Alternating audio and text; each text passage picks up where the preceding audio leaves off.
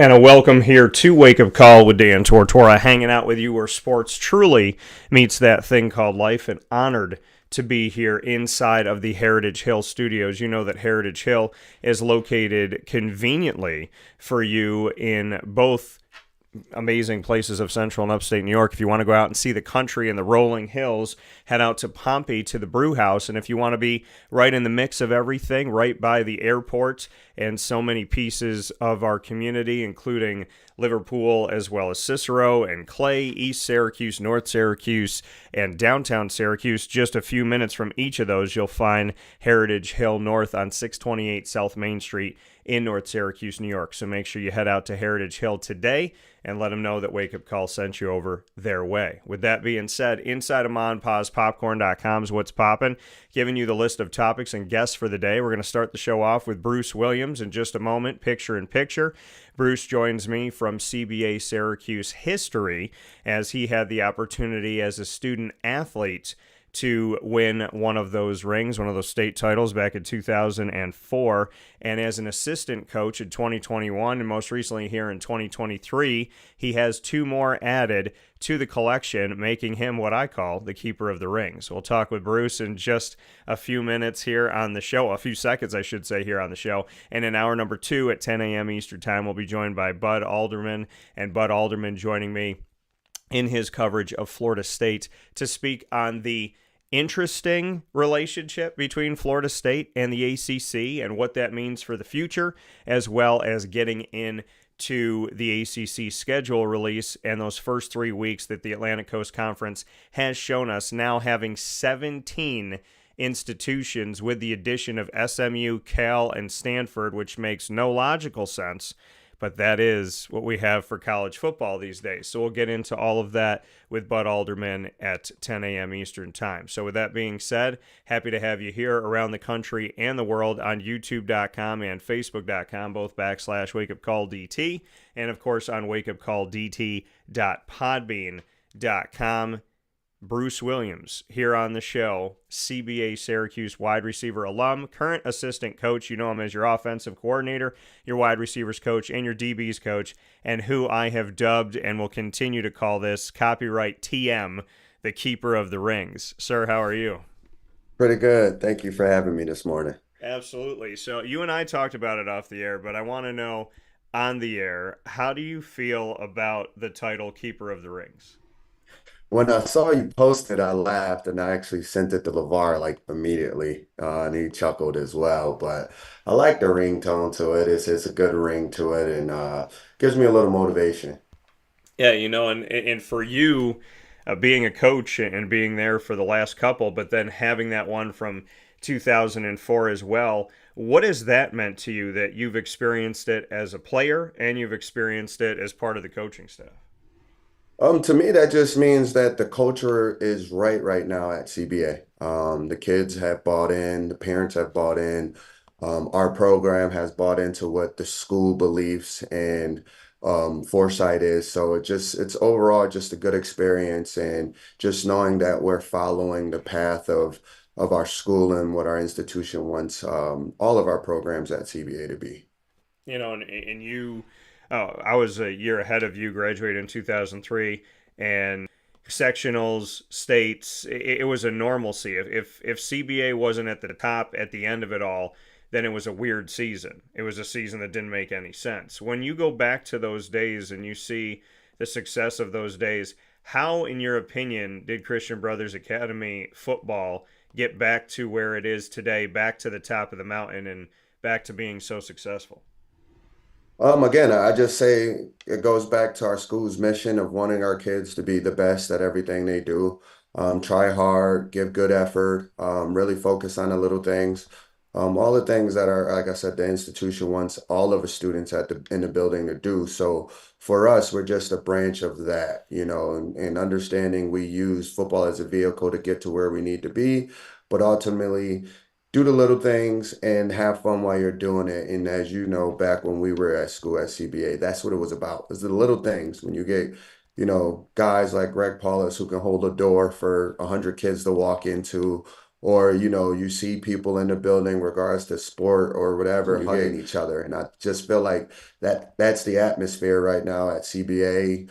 That's the atmosphere right now throughout our program at CBA, where you walk in and you see these young men hugging each other. It's not just a high five. It's an intimate moment where they hug each other and just show that, hey, we're brothers, we're friends, and this is what we do. So that's really what I saw when I played and how I see these kids now. It's like, man, that's amazing to see that, it doesn't matter where you live, where you come from, what your background is, socioeconomic status, it doesn't matter. All of that is put aside and we're all one, we're a unit, we're a family, and it just breeds throughout the building.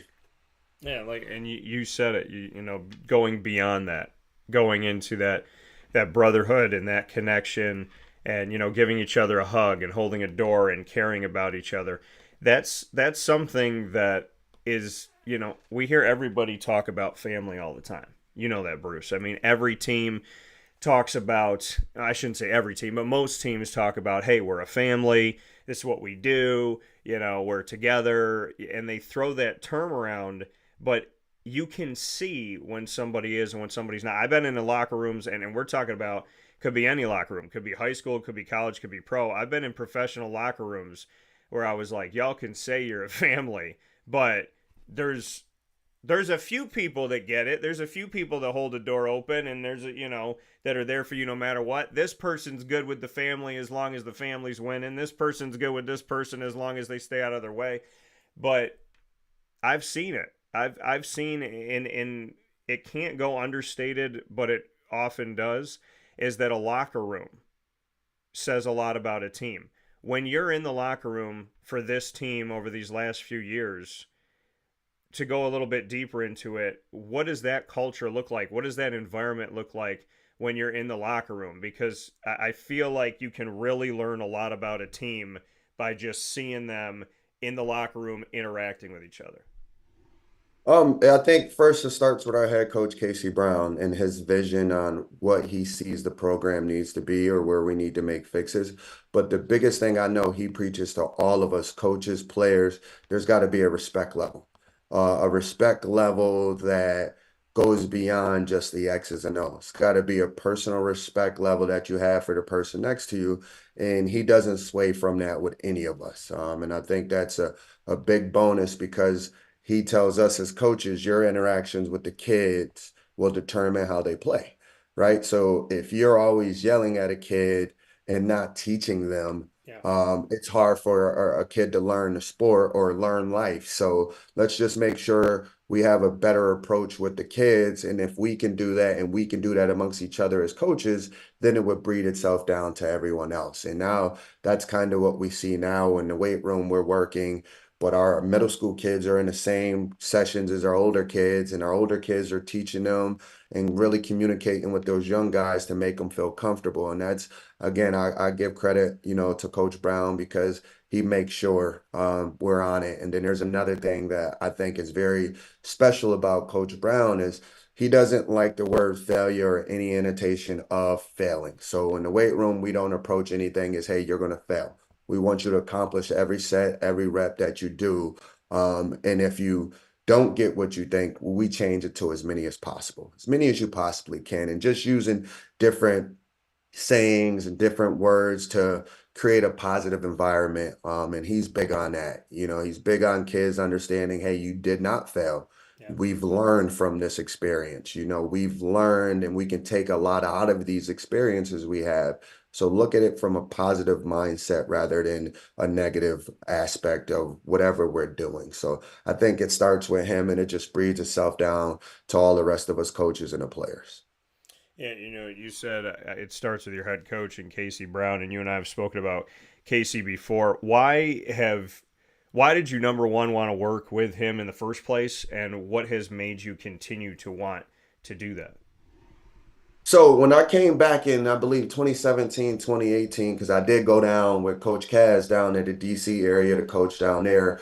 My wife had a couple of opportunities down in Florida, and we ended up ultimately moving back.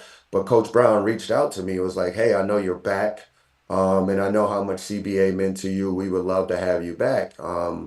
And my wife and I had a conversation, and she thought it was best, hey, we know how much you love football, Bruce, out of anyone. There's something special about football to you that it's part of my DNA. So Coach Brown was able to bring me back, and it's been great working for him ever since. And when I say working for him, again, he's just different because it doesn't feel like I'm working for him. I'm working alongside of him. Yeah. And he makes us all feel like we have a voice. Every coach, doesn't matter what level. As you saw during our playoff run, it looked like we had 19 coaches on the sideline. And it's not, it's just he makes the modified coaches be a part of it. Our JV coaches are a part of it all the way up through the varsity. So he makes it, again, everybody has a voice. Everybody he wants to be a part of the program. And then that's somebody I would like working with, working for.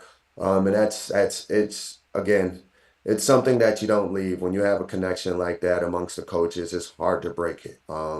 And and I don't foresee myself, moving on or anything like that because of this connection we have as coaches. We are legit brothers. We are legit friends. There's not a day that doesn't go by where I'm not calling, texting Coach Brown, Coach Bruno, and the rest of us. We're in a big, massive group chat amongst all of our coaches in the program. So communication is key, and he breathes that throughout all of us. Bruce, you just touched on it. The question of, at this point, why not have your own program? Why not go out there and do that? And you said, I can't foresee myself leaving because of this connection, because again, this brotherhood that reaches out into the coaches. So, I mean, is that where we're at with you? Because there is that thought, and I've talked to Casey about your capabilities and what you can do and what he sees. So what is that future? Do you kind of just look at Casey down the road and say, "Hey, get out of here, let me do it"? So, No, it's funny. I've had opportunities in the past to run my own program at other institutions, great institutions as well. Those schools that I was part of the interview process with. It's just there's a lot that goes into my decisions, me personally, in life. Really, ultimately, right now, having three young kids, my role in my kids' lives supersede anything of a dream of mine right now. And I always, share with Coach Brown, Coach Bruno, and the rest of our coaching staff. A dream for me can't override the reality of my kids right now. And that's just really where I'm at in my life. When I have a 9-year-old playing fifth and sixth grade AAU basketball, and it's important for me to be there. And Coach Brown always preaches faith, family, football in that order. Have your faith, then it's your family. There's days where I can't make it to practice because I'm with my family or I'm late because I'm doing homework. And he's like, "Hey, we have you. We got it. You be with your family and you'll get here when you get here. We'll hold it down." So again, that's something that's I think is very unique amongst programs is when your head coach will tell you, "No, you're going to be away from us and be with your family and get away and push us to make sure that our family stays in the forefront of everything we do."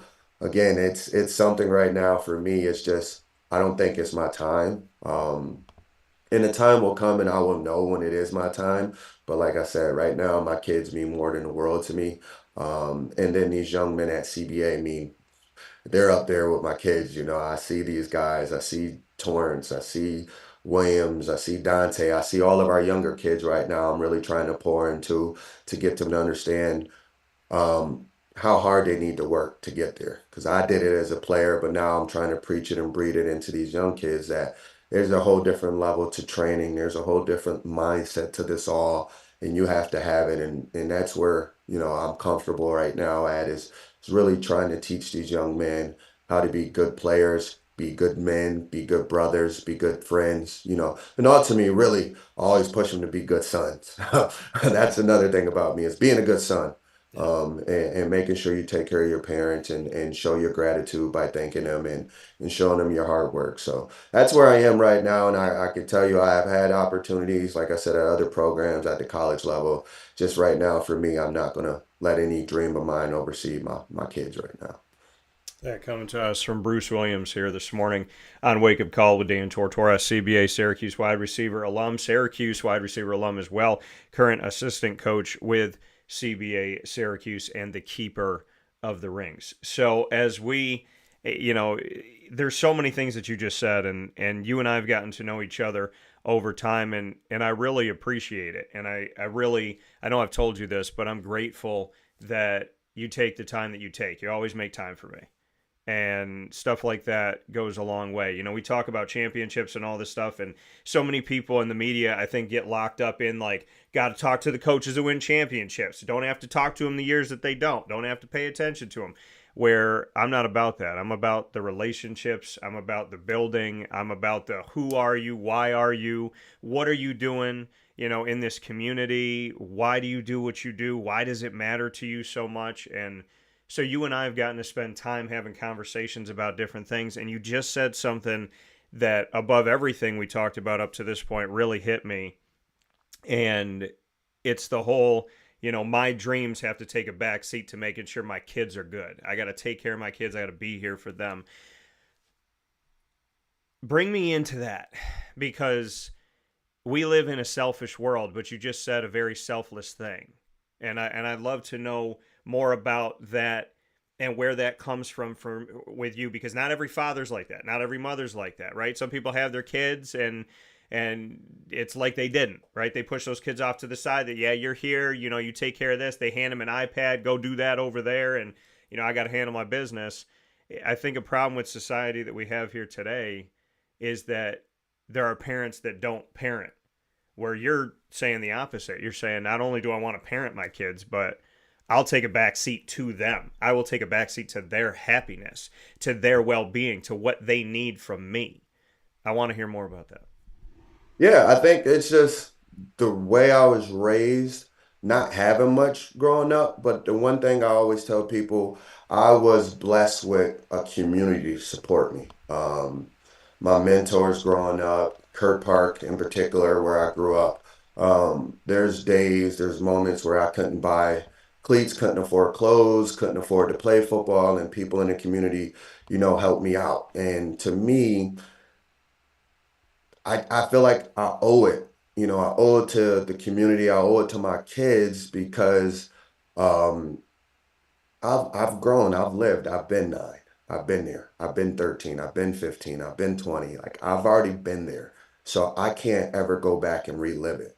But my kids are living in the moments of being 9, being 6, being 3, where I feel like I need to make sure they understand their dad, just like my wife does. We're here to support you, right? And I think it's important for kids to feel like that. And for me, especially with my kids, like I can say my 9-year-old has not missed a day of school since she started. And I take pride in that because when I got the CBA and CBA gave me a chance, right, of being a kid that missed so many days in the public schools and um, not really going to school. And brother Kevin at the time, I got to sit and I talked to him, and literally his thing was to me, under one condition will we let you in this building, is you can't miss it. You can't miss school. And that was it. It wasn't about any other thing in that building for him was we need you at school. Yeah. And when I went 4 years at CBA, I was one of only 2 people to graduate without missing a day of school. So for somebody to go out and give me an olive branch to say, hey, we'll give you an opportunity. Um, and I took it, right? So I make sure my kids understand opportunities at hand when it comes to education. That's got to be at the forefront of everything we do. Sports, I think I have three athletic kids. They are athletic. I see it. You know, my son's three and he's jumping over hurdles. I just posted on Facebook and he's going up and down over these hurdles at three. And I'm like, all right, clearly there's something there. My 6-year-old, my 9-year-old, like I said, is playing against 12-year-olds right now in basketball. So for me, it's doing the little things, making sure they understand, hey, you know, summer's coming up and they have workbooks that they can't leave the house without doing their workbooks and getting ready for school. So Yeah. just making sure I'm living in the moment with my kids. Yeah, and for you, like certain thing, not even to give up, but to think about them first and to put them out there and make sure that they have what they need because you had a community that did that for you. When you look back on your time of growing up, like you said, you've been there, you've been 3, you've been 6, you've been 9, you've been 15, you've been 20, and so on and so forth. When you look back to those days where you didn't have money for this and somebody helped you out, and you didn't have the right shoes for the right cleats and somebody helped you, when you reflect on your life and those moments to where you got today, because I feel like so many people look at you now, right? They always look at the now and they say, oh, he's got 3 state championship rings. You know, he's living good. The program's got over 40 schools coming in to visit and see these kids. You know, CBA is a beacon right now in central and upstate New York for recruiting. There's this going on, that going on. Look at what the new coach and staff at Syracuse is doing and the guys that have committed. There's all of these things that look great, but they don't see the fact that there was a time where Bruce Williams was figuring out, how am I going to get to practice? How am I going to get to school? How am I going to be able to have what I need and afford the uniform so that I can play the game that I love? When you reflect on those moments, what are the things that are most top of mind to you? Just my work ethic, in instance, like I've been told, um, since a young kid, hey, you're going to be different. Like, don't be afraid to be different, right? Don't be afraid to stick out. And literally, my mom told me that first because she had four of us, four boys, in 4.5 years by the age of 22. My mom had all four of us, and she would really tell me, "Hey, Bruce, I have to really focus on your brothers, but you are capable of doing things without me." I applied to CBA all by myself with my mentors without my mom being through that process, without my dad's presence there. But I did, like I said, I had mentors that walked me through the process. But my mom always told me that a lot of people around me has always told me, like, hey, be different. Don't be afraid to fight the norm where you grow up. Like, don't be afraid. And through that, I always tell people I lived different in my community because of that. Like I lived a really good life. Even though I didn't grow up with food or I didn't grow up with the latest and greatest stuff, I actually lived a really good life. And me and my wife, we talk about it all the time. She goes, "What makes you think that?" Because I never had to want or need for anything because the feeling people gave me made me feel like I can keep going, you know, and that's again, I try to push kids now to do those same things, to really keep going past your limits because there's, you know, the sky has no limit for you once you get past it. You'll just figure out, hey, there's something else in my way that I can conquer. And since a young boy, I've always had that mindset to be like, you know, I joke with Coach Kaz all the time. He'll tell you, since the moment I walked in, I kept telling him, "I'm the best player you got in this program, coach." And he goes, "Bruce, you're dreaming." I said, "No, I can tell you I'm the best player you got in this program." "Yeah, all right, Bruce, whatever." And then eventually came my time where I got the opportunity to do it and show it. And it was just my mindset to know, like, I did the same thing in the classroom. I'm gonna try to be the best student in the classroom, really make my teachers believe that. And how I do it, I sat in the front, I learned, I went after school, I gave my effort. When I said the best player, doesn't mean I was going to be a player or a student, but I was going to give my best effort to show you who I was as a person. So, growing up, those are the things that I did growing up, and networking and mingling and being respectful to people. And I think that's the key as well. Bruce Williams here with me this morning on Wake Up Call with Dan Tortora inside of the Heritage Hill studios. Every time we talk and you say something, I always end up with a million avenues that I want to go down. But, you know, one of the things is you talk about everything that people did for you and then you pay it forward and you do for others now.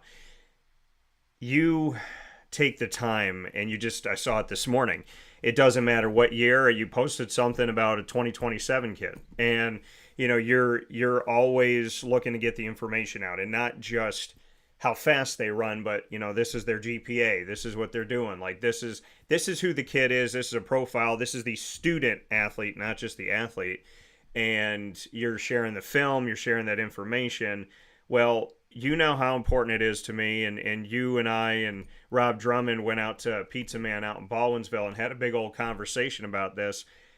But the importance of recruiting locally and having that Syracuse program that once looked to CBA, that once looked to the Bruce Williams, as well as the Mackie McPhersons and the Riley Dixons and so on and so forth, and gave opportunities to look there again in the Greg Pauluses. So here we are with Fran Brown, and there's already 4 in the community for 2025. We know Cartier Shepard's coming from CNS, and then from CBA, we have Darian Williams, who can play wide receiver, DB, wherever they need him to go. We have Dante Baccier, who spoke to me about wide receiver and tight end. And then we got Matt Hahn on the offensive line as an O-tackle. Seeing this come to fruition, for me, it's over a decade of like banging the drum, hoping that Syracuse would listen.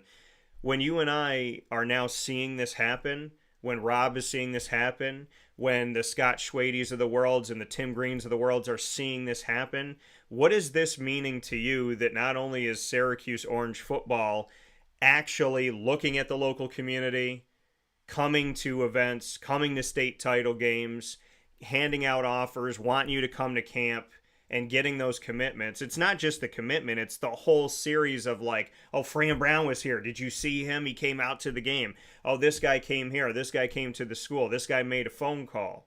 The fact that we are now seeing the bridge reestablished, and that reestablished bridge at this point having 3 guys from CBA committing to the Syracuse Orange, what does that mean to you as a coach in the community? It means a lot.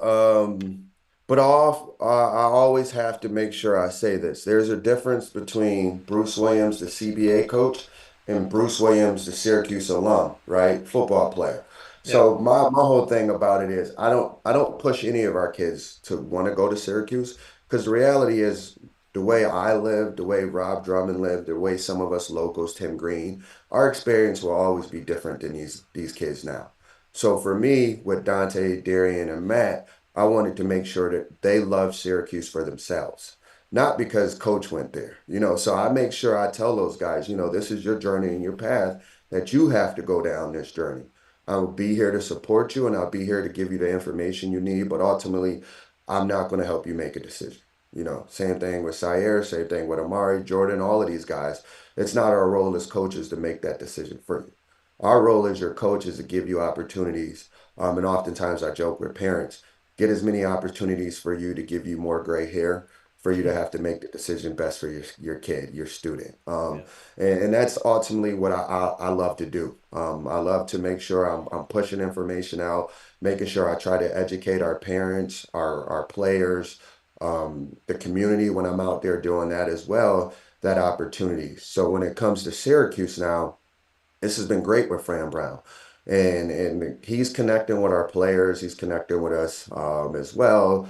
But ultimately, the relationship between Fran and the players and the family have to be there, right? With the life of the portal and all of these things that can happen now, and the movement, it's very important that our kids find a home they feel comfortable in. And with Dante, Darian, and Matt, they feel like they felt home. And being in love with more than just football, right? Like you come to CBA to do more than just play a sport or do one particular thing. You come here for the whole approach at CBA.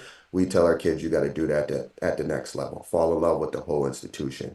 So with Fran Brown, though, it's been amazing to see what he does in the community, right? I mean, the fact that he's getting ready to hold a 3-day camp for the youth for $1 a day. So you're telling me for 3 days, these kids can get 12 hours on campus with the SU coaches, the players. I mean, that's never been done. throughout my 37 years of living here in Syracuse. I've never heard anything like that. And it's not about the money, it's about making sure the community feels part of what this program is going to be. So I tip my hat to Fran Brown and those guys for wanting to be out in the community, picking up trash. I mean, I see him jump out and play a pickup game with frat boys on Walnut up at Syracuse, which is, again, never been done. But I also see him popping up and getting out of his car, walking over to the youth leagues and just watching and talking to the parents, and also I had experience yesterday because I went up to, the Syracuse camp. He was right at the door saying hello to every parent, every kid, directing them where to go, showing that he's on the front lines. And I think that's unique in that instance because not a lot of coaches do it, but I tip my hat to him because, he's doing things that is not normal around here in instance, and he's trying to make it normal. So I do tip my hat to Fran and the coaching staff of recruiting the local kids, and having us coaches up there, from the community. I mean, I've seen youth coaches up there, high school coaches up there, and it's great to have that environment where local people can feel like they can go up and see it. So, but I oftentimes do have to make sure I separate coach and alumni, just because I don't want to blur the lines when it comes to our kids or talking to parents out there, just so they know that, again, I'm not going to push Syracuse to anyone. That's not my role. My role is to, if Syracuse offers, hey, let's talk about the positives and cons to it, and let's do that with every single school. But ultimately, the kid and the family has to make the best decision for themselves. Yeah. Like you said, this is their decision to make, but you're going to help them kind of go through that process and see that. You talked about Fran, and I got to do a sit down with him one on one in his office and get to know him, the man, and more than just the head coach, get to know who he was and who he is and why he's become the person that he's become. And, we went back to his uncles having him run full speed at the couch and they're hitting him with pillows. And that's, those initial moments of football. But he said to me that being the head coach here in this community, being here at Syracuse, he said that him being here is going to make the community better. It's going to make the crime rate go down. It's going to make, and I said, how do we do that? How do we take you being a coach and how do we make it a safer place? And it was about just reaching out. It's about building connections with people. It's about, just showing up and being there and wanting more. What does that mean to you? I know you said, you have the hat as the assistant coach at CBA and you have the hat as the Syracuse Orange alum. When you hear a coach in the community say, I believe that being here and coaching here, I can help us have a safer community. I can help us have a better community. How do we get there in your mind? How do we do that? Because I know that you're somebody who's not a stranger to this. When I think of Bruce Williams, I think about a guy who would go and watch a game. I would think about a guy who would go and find talent wherever talent is, who would say to somebody, hey, you don't need the money to come to the camp, just come in my car. That's how I see you. So when you hear a coach talk like that, and how do we get there? How do we make Syracuse, New York better by having football coaches who care? I think it goes back, right? I think you can relate to this as a young boy growing up in Syracuse. One of the first T-shirts you ever got was a Syracuse Orangeman shirt as a young kid, and you wore that orange and blue, right? So for a kid, I grew up on the South Side and grew up in the less fortunate, communities, but we always can look up there, right? Growing up, I always remember my friends and I will, look at the dome and call it the North Star. Like that's the star, that's the school on the hill. And a lot of kids, regardless to being male, female, living in the suburbs or not, in the city, we all grow up wanting an opportunity to go to Syracuse, play at Syracuse, be a part of that university.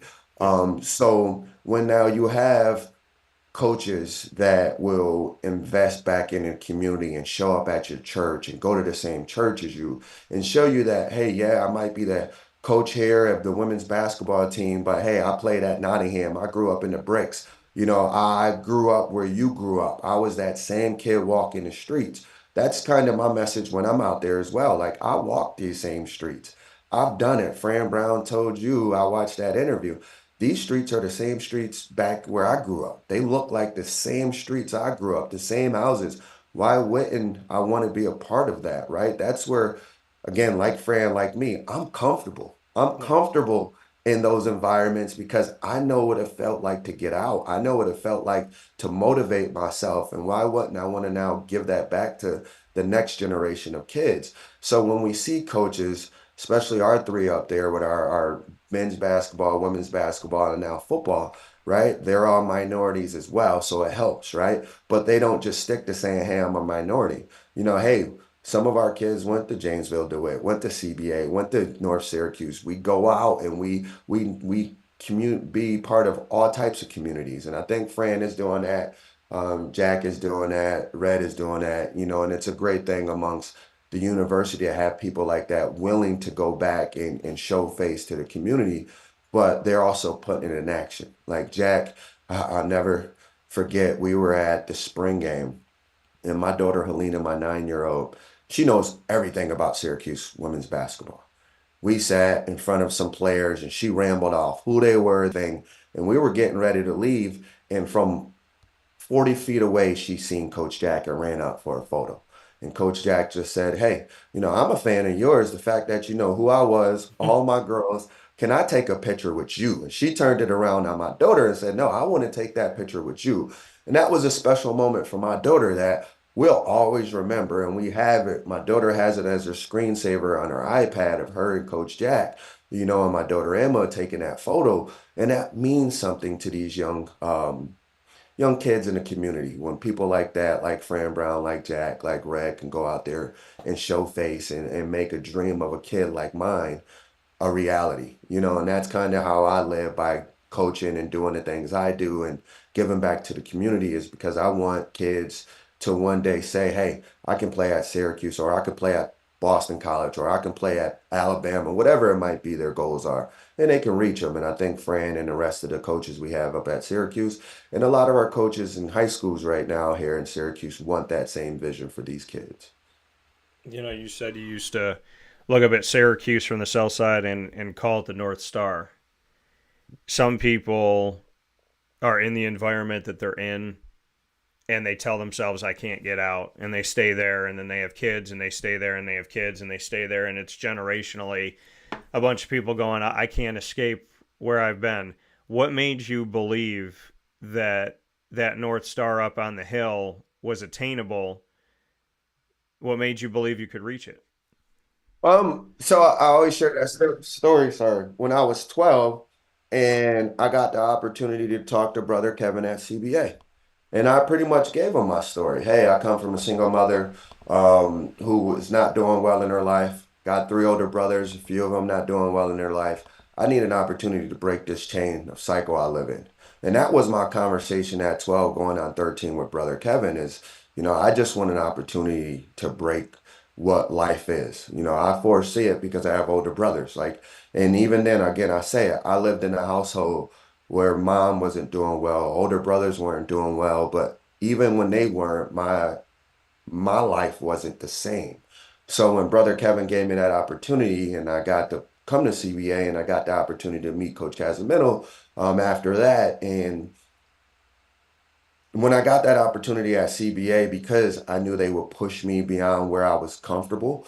And when I got to playing football, I wasn't, like I said, Greg Paulus, one of my closest friends. LeVar Lobdell, my right hand. I would give anything for those two guys right there.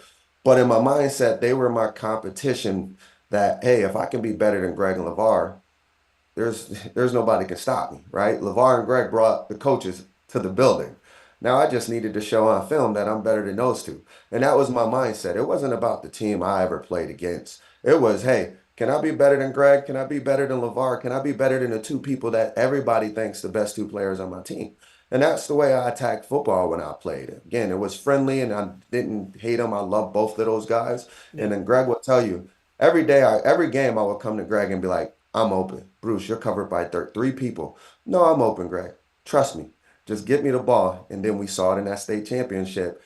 three guys on me. He gave me the ball and that corner route to the right side of the dome. I'll never forget going into the opponent's locker room up at SU, and he threw me that corner ball. Three people, I caught it. But that was years and years of communication amongst me and Greg and my teammates and understanding, hey, look, when the moment's the brightest, I want to be that guy. And I lived up to it, I think. And I was able to do great things at Syracuse the same way, right? I always tell kids I was the last two-way player to play at Syracuse University. Against Penn State, I had to play offense, defense, and special teams, and that was my drive. Short story to that, my senior year, I was voted captain. We had offense, defense, and special team vote.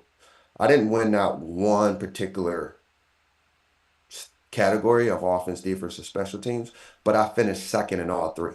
And I remember Coach Robinson saying, I've never had a kid get voted that many times in all three categories. Like he came in second in all three. So that tells me the love and respect that the team has for Bruce. We're going to make him our overall captain because everybody sees his value on all three parts of the game. So those are kind of my motivation and kind of what my drive is. And again, I try to preach that now with the kids that I coach or I train that, you got to have a drive and a motivation that goes beyond football and want to be a leader and be a winner. Every day I have these two wristbands on me. You can see one says, no excuses, earn it. And then the other one that I made for my daughters, it says, want it, work it, win it. And I haven't taken these off in years. I wear them all the time. I never take them off. And these are kind of two of my mantras that I live with my kids and my life. And I just live by that. Yeah, and for you, Bruce, like you said, that belief that you could do it and what you asked of yourself. And I thought it was interesting because, obviously going to CBA, you and LeVar and Greg, I'm walking the halls with you guys. So the fact that you're saying, hey, I want to be better than these two guys, and if I could be better than these two guys, then they have to, they're going to have to pay attention. They're going to have to see what I can do. And then you go on to CBA into the Greg Robinson years, and some people throw those away, right? They say those are the forgotten years. That's a forgotten era. I forget nobody when it comes to, and I tell people this all the time, Syracuse Orange alumni. I say, hey, I want to have you on the show. Whoever I meet, I'm like, want to get you on the show. They're like, Dan, I had two snaps. I don't care. Dan, I was a long snapper. Dan, I was a backup punter. From Donovan McNabb to a guy who thinks like, why would I be on the show? Why do I matter? There's no, to me, if you're part of the family, you're part of the family. And the Greg Robinson years, and may he rest in peace. Greg, it was a time where things didn't work out in the win-loss column. But when you go back and you look at the rosters, I think people would be amazed when you go back and look at those times and go, I forgot that guy was here then. Oh, I forgot that guy. Like there's so many people that if you erase those years, you're essentially erasing all these amazing people that connected to our community, and you being one of those people that was there on the team. Why should we not forget the Greg Robinson years? What about that time is so meaningful to you? Because I don't see it the same way that other people see it. People see a coach that lost and they're like, well, let's not talk about that. But I see it as the quality of the people that were there. So why should we not forget? I think you just hit it on the nail on the head, right? Like till this day, there's almost every one of my coaches that coached me up at Syracuse, I'm connected with on social media. We have phone numbers. I'm able to call them, get advice, right? And that's one of the biggest things when I mentioned being there for my kids. Several of my coaches say, hey, look, if there's one thing I can go back and probably do, I probably wouldn't do what I'm doing now just because I've missed so much of my kids' lives. Bruce, make sure you don't do that. And they're mentoring me to this day. Coach Elgato, Chris White, Brian White, all of these guys that I'm able to keep in contact with and literally have their phone numbers and I can call. And what Greg Robinson, here's what I tell people. He treated us like men. He treated us with respect. He treated us with the drive to make sure we're doing things outside of football, getting our education. And when you look at it, talent wise, You think about some of the more recent great players that come out of Syracuse: Arthur Jones, Chandler Jones, DeLon Carter, Antoine Bailey, all of these guys, Justin Pugh, all of these guys that we might start thinking about as recent, right? Greg Robinson recruited those guys. When you look at, Yeah. those things and you say, oh, wow, Chandler and Art, yeah, Greg Robinson recruited Chandler and Arthur Jones. And people don't realize that. Like, wow, that's amazing. So he could recruit, he could do the best. Again, wins, losses, a lot of it, coaching, yes, but players, right? We always say it too. Players have to play, right? And yes, they didn't work out, different philosophies for whatever reasons, but Greg Robinson was a great mentor to a lot of us. Um, Taught us a lot of life lessons, life skills that we carry on to this day. And then, like, I'm fortunate, I live down the street from his son. I got to coach Greg Robinson's grandson a couple of weeks ago and train him. And how special is that? And I got to see Mrs. Robinson and give her a hug. And to me, again, it goes beyond football at that point. When she can walk up, she knows who I am, remembers me, and gives me a hug. And we share stories about when I played. And that's what it's about. It goes beyond football, and that football is, again, just a vehicle to do what we do. But again, too, I have a group chat with 7 of my teammates from Syracuse, and we talk at least 3, 4 times a week for the last almost 20 years, 15, 20 years. We're in a group chat together. All these guys that I play with, got to see a couple of them yesterday that I played with, Dante Davis, and a couple of guys were up at Q's, and we hugged, and people looked at us. It was a loud clap with our hands and a genuine hard hug. And that's what it's about. So, people can say what they want. Those are people who just care about the wins and losses. And that's okay too. If that's all they care about, that's fine as well. But not understanding all the blood, sweat, and tears that went into it, the injuries that we've gotten over the years, playing and trying to put on a show for the fans and the community, that's fine too. We love everyone. We're all family. We could be cousins, distant cousins, second, third cousins. You don't always like everybody in your family, right? So to me, that's all right. Yeah, and I got to ask you about this. And I appreciate you painting that picture and telling that right now, and that was awesome. And I'm happy that you guys got to see each other recently. And I love the fact that there's a group chat that's still going on. But this is like it sounds like such a simple thing, but I want to know, just because I want to know. You were a part of, see, there's different uniforms in Syracuse history. You were part of the blue with the 2 orange stripes. Like, bring me, like, did you like those uniforms? They they were kind of like the old school kind of, just very simplistic jerseys and whatnot. In the world today that we live in, everybody wants to come onto campus and take pictures with stuff. I got to go to Charlotte. I got to go to the 49ers UNC Charlotte, and they had me do an actual recruiting photo shoot with the jacket on, with the axe, with all that stuff, with the helmet on, with the visor. And I mean, it's fun to do and it's exciting to do.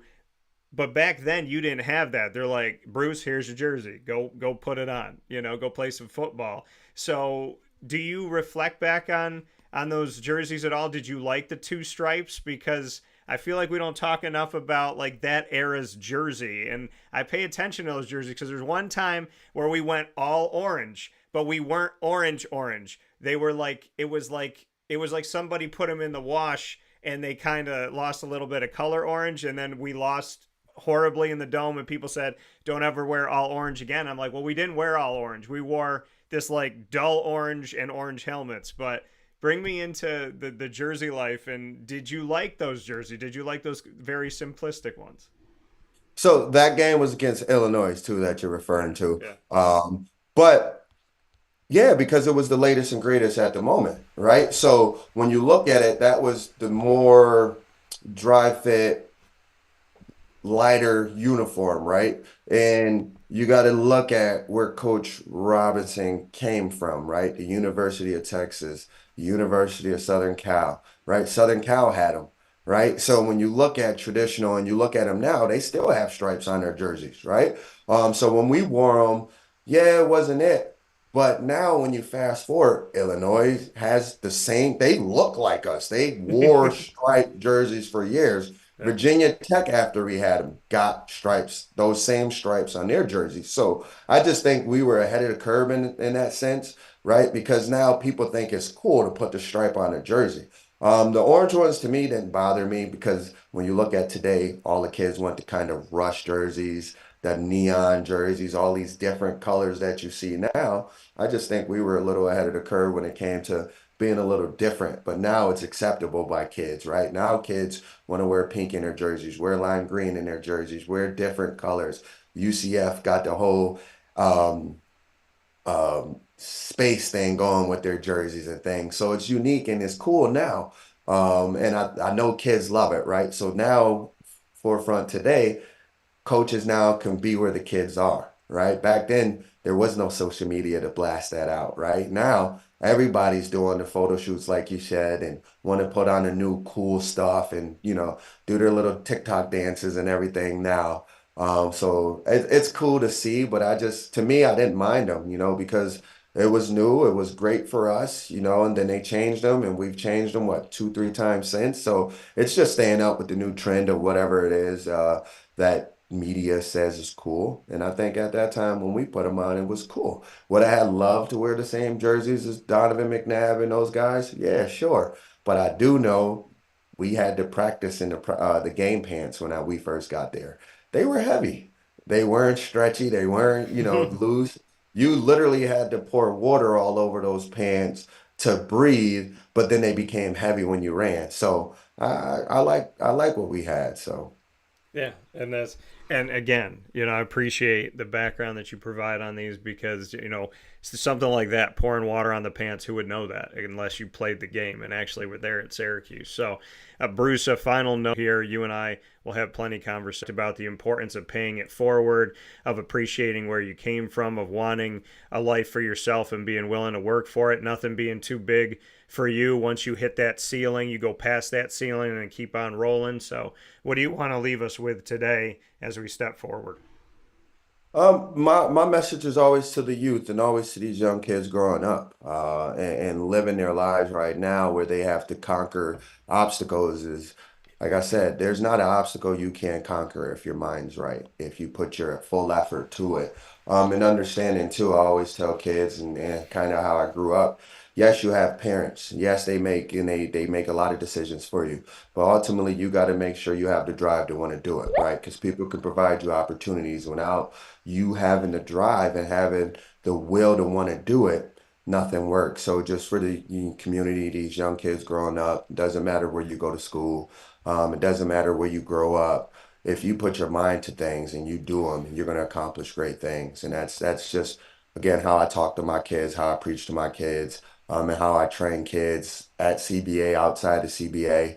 And if you got to go try to get it, because at the end of the day, there'll never be that one person that says I could have, should have, would have if I had it, right? If I can go back and do it. And again, my last thing that I leave with my kids, it's your effort level. Don't care about grades. Don't care if you're an A student. If you give 100% effort and you can leave knowing that's your best, that's all we ask for. That's all we can ever ask for as parents, as adults, as anything. If you can give 100% effort and at the end of the day, you say that's your best, you'll make everybody around you proud. I love it. I saw yesterday and I shared it.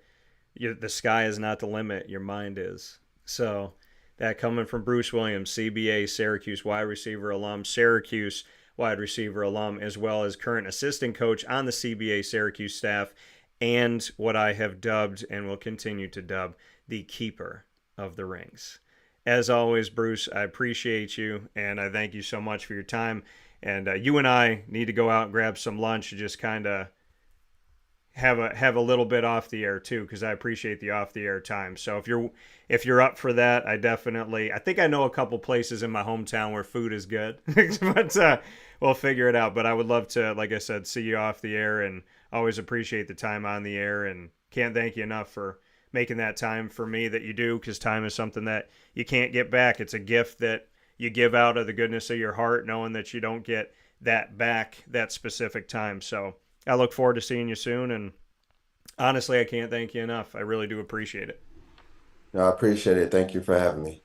All And right. we'll catch food soon too. Sounds good, man. I'll talk to you soon. Say hi to your wife and your kids for me, and I hope you all have a good day today. Yeah, you too. Have a good one. All right, take care. Here on Wake Up Call with Dan Tortora, where sports truly meets that thing called life. We appreciate you being here with us on the broadcast inside of the Heritage Hill studios. In Heritage Hill, as you know, you have the opportunity to head out to Heritage Hill by going right out to Pompey in the rolling hills of central and upstate New York to the Brew House. And you also have the opportunity to go to their newest location at Heritage Hill North, where we do our monthly CNS North Stars broadcasts, and that is on 628 South Main Street in North Syracuse, New York. So we look forward to seeing you at Heritage Hill Brew House out in Pompey and Heritage Hill North in North Syracuse at Sweetheart Corners. We're going to take a step aside for a fast break here on Wake Up Call with Dan Tortora from inside of the Heritage Hill Studios. When we come back, hour 2 with Bud Alderman joining us, the sports writer who spends a lot of time covering Florida State. Will talk with us on the Florida State ACC situation as well as the ACC schedule release for 2024 so far. Central New Yorkers, you can now enjoy the tastes of Heritage Hill award-winning craft beers, seltzers, and a full bar at 3 locations. Spend your weekends at their beautiful location in Pompey with its amazing views, sunsets, family, and pet-friendly facilities, as well as extensive private event areas. Get their taps, tonics, and tastes in their brand new North Syracuse location at Sweetheart Corner in North Syracuse, New York.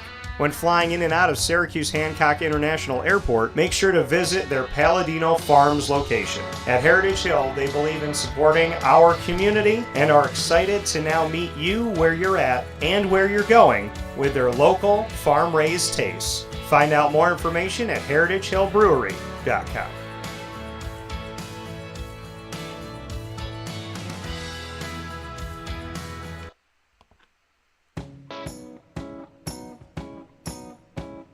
In these unique times, there are those in our community that give us a sense of normalcy and positivity. Pizza Man on 50 Oswego Street in Baldwinsville has been here for you for over 35 years and is here now.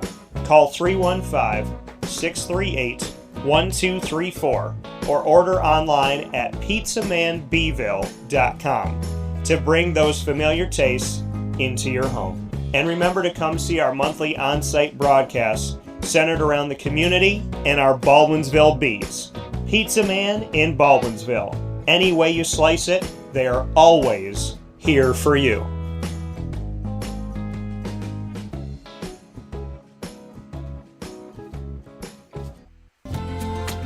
Looking for your next ride? Look no further than Great Lakes Honda City, located on 7140 Henry Clay Boulevard in Liverpool, New York. Serving our community for decades, their new and pre-owned vast array of vehicles are available to you Monday through Saturday on site. To search from home, shop at GreatLakesHondaCity.com. Call 315-365-5576 to set up an appointment. That's 315-365-5576 for Great Lakes Honda City, 7140 Henry Clay Boulevard in Liverpool, New York. Great cars, great people, Great Lakes.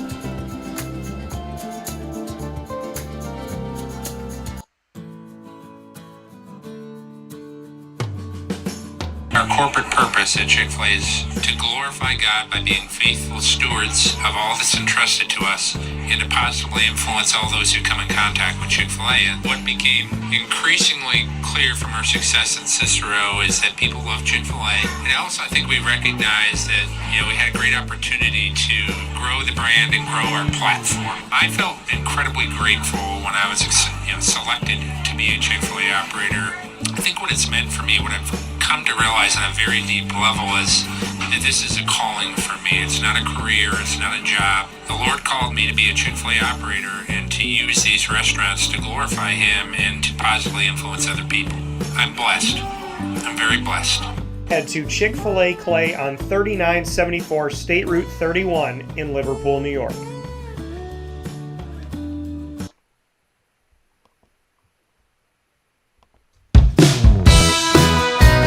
Carvel DeWitt, it's what happy tastes like. Do you know why? Because we make ice cream. Creamy, rich, flavorful ice cream. Not yogurt or iced milk like some of our competitors. Ice cream.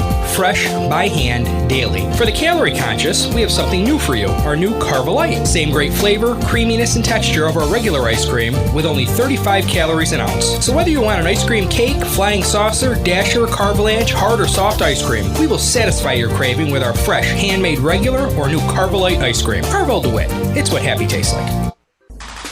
The Wildcat Sports Pub in Camillus, New York is located on 3680 Milton Avenue in the Home Depot Plaza. It is your family-friendly sports bar and restaurant. Folks, some sports bars aren't family-friendly. Some family-friendly restaurants are not sports bars. The Wildcat Sports Pub in Camillus, New York is proud to be both. It is that marriage that you've been looking for years. The Wildcat Sports Pub is your home base for your sports bar and restaurant needs, games for the kids, indoor and outdoor activities, and enough things on the menu to come back every single week and get to try something new. They're open Sundays from noon to 8 p.m., Monday through Wednesday, 11 a.m. to 11 p.m., and Thursday through Saturday from 11 a.m. to midnight. For reservations and party information, call 315-487-2222 for the Wildcat family-friendly sports pub and restaurant.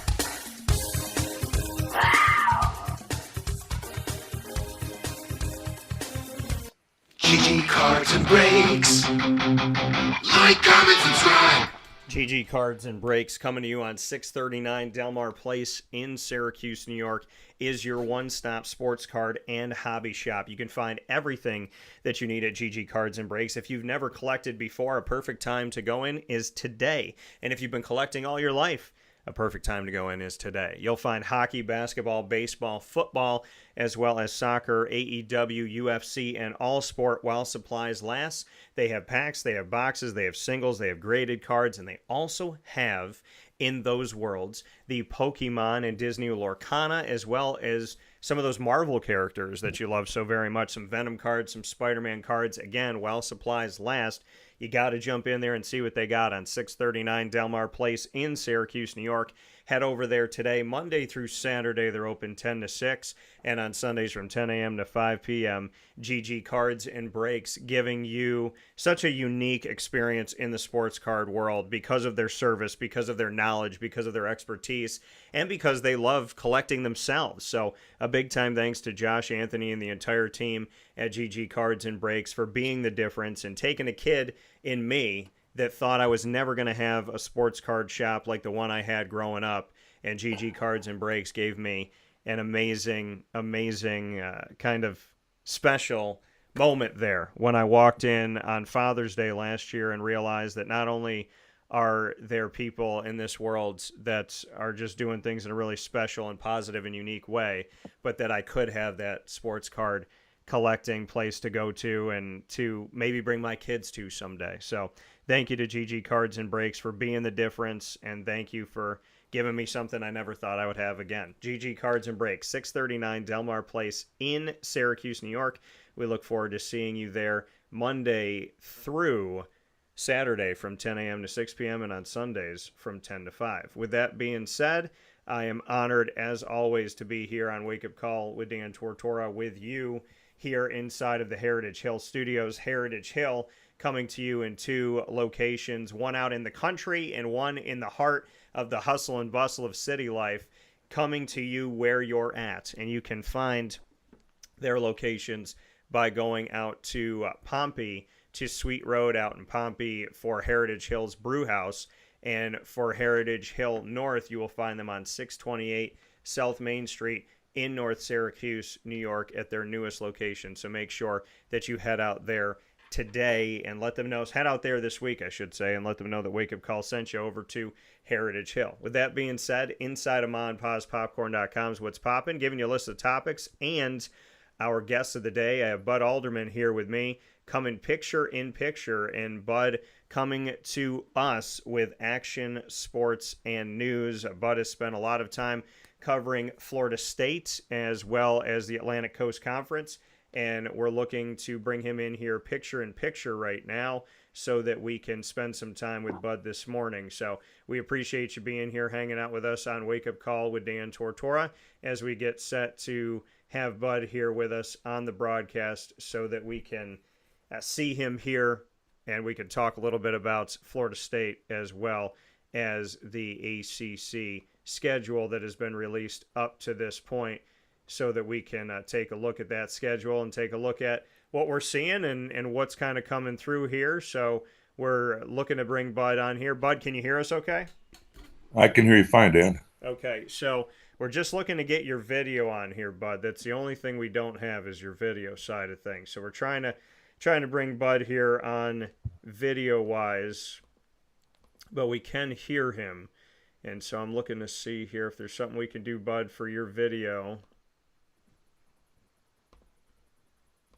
And if not, we'll just bring on Bud's picture here and make sure that you can see a picture of Bud while he speaks here. But Bud coming to us here on Wake Up Call with Dan Tortora, where sports meets life with action, sports, and news. Bud, to share your thoughts on the world of the ACC, there's a lot of things we're going to get into today.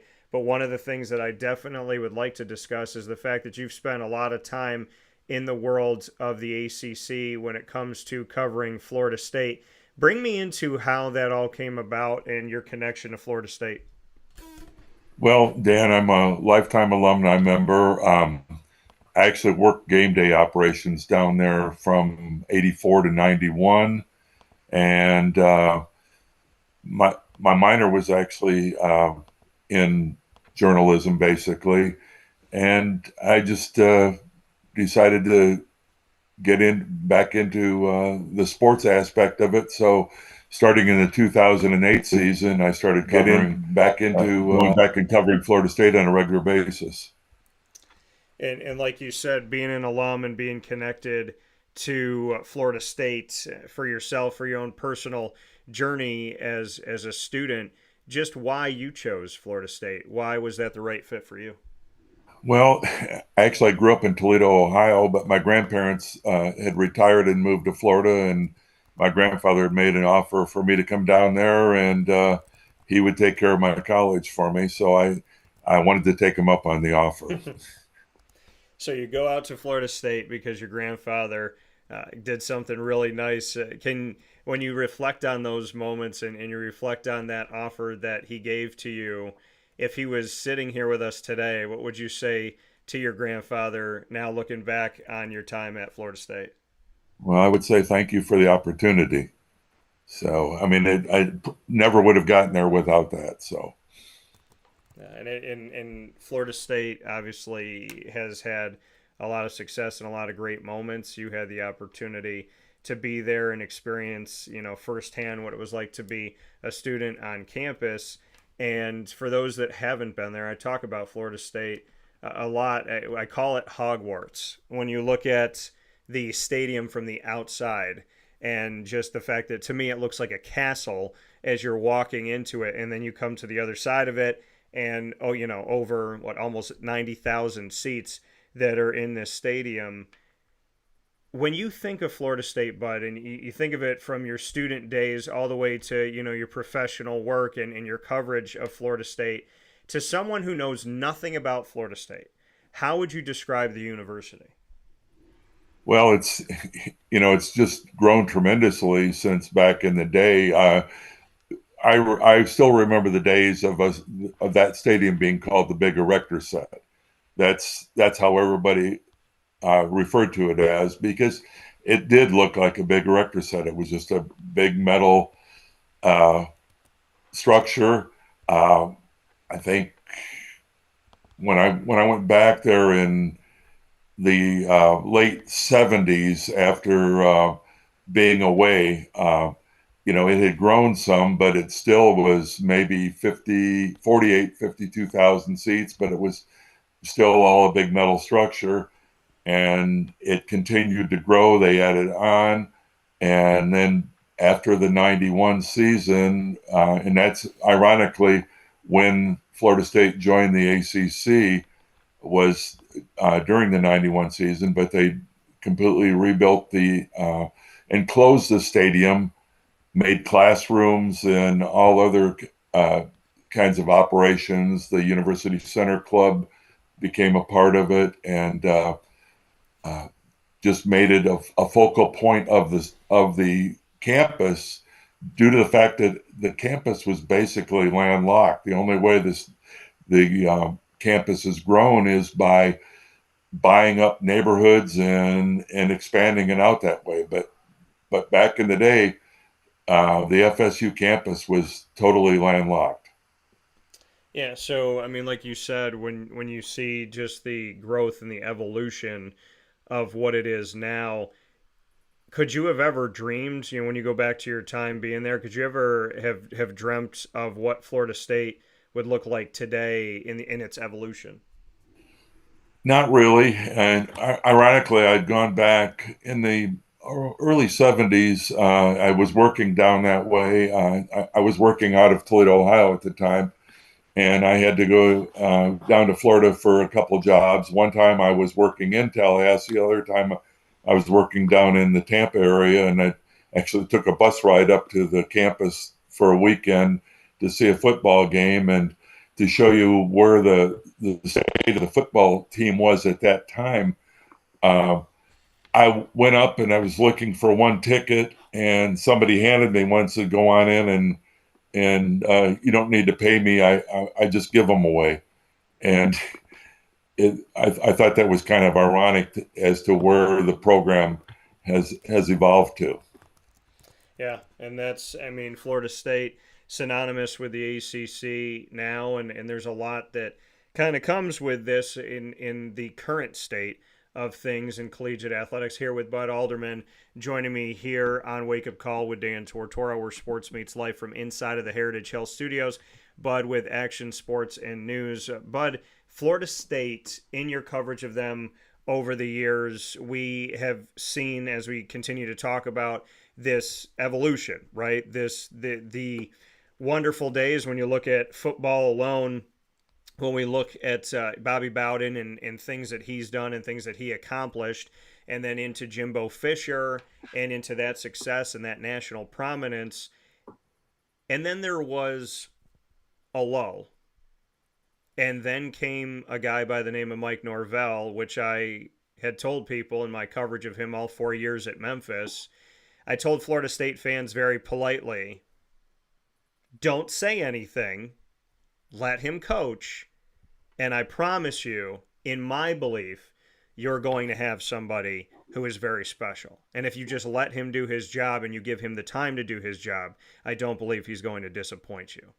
And Mike Norvell has put them in national prominence.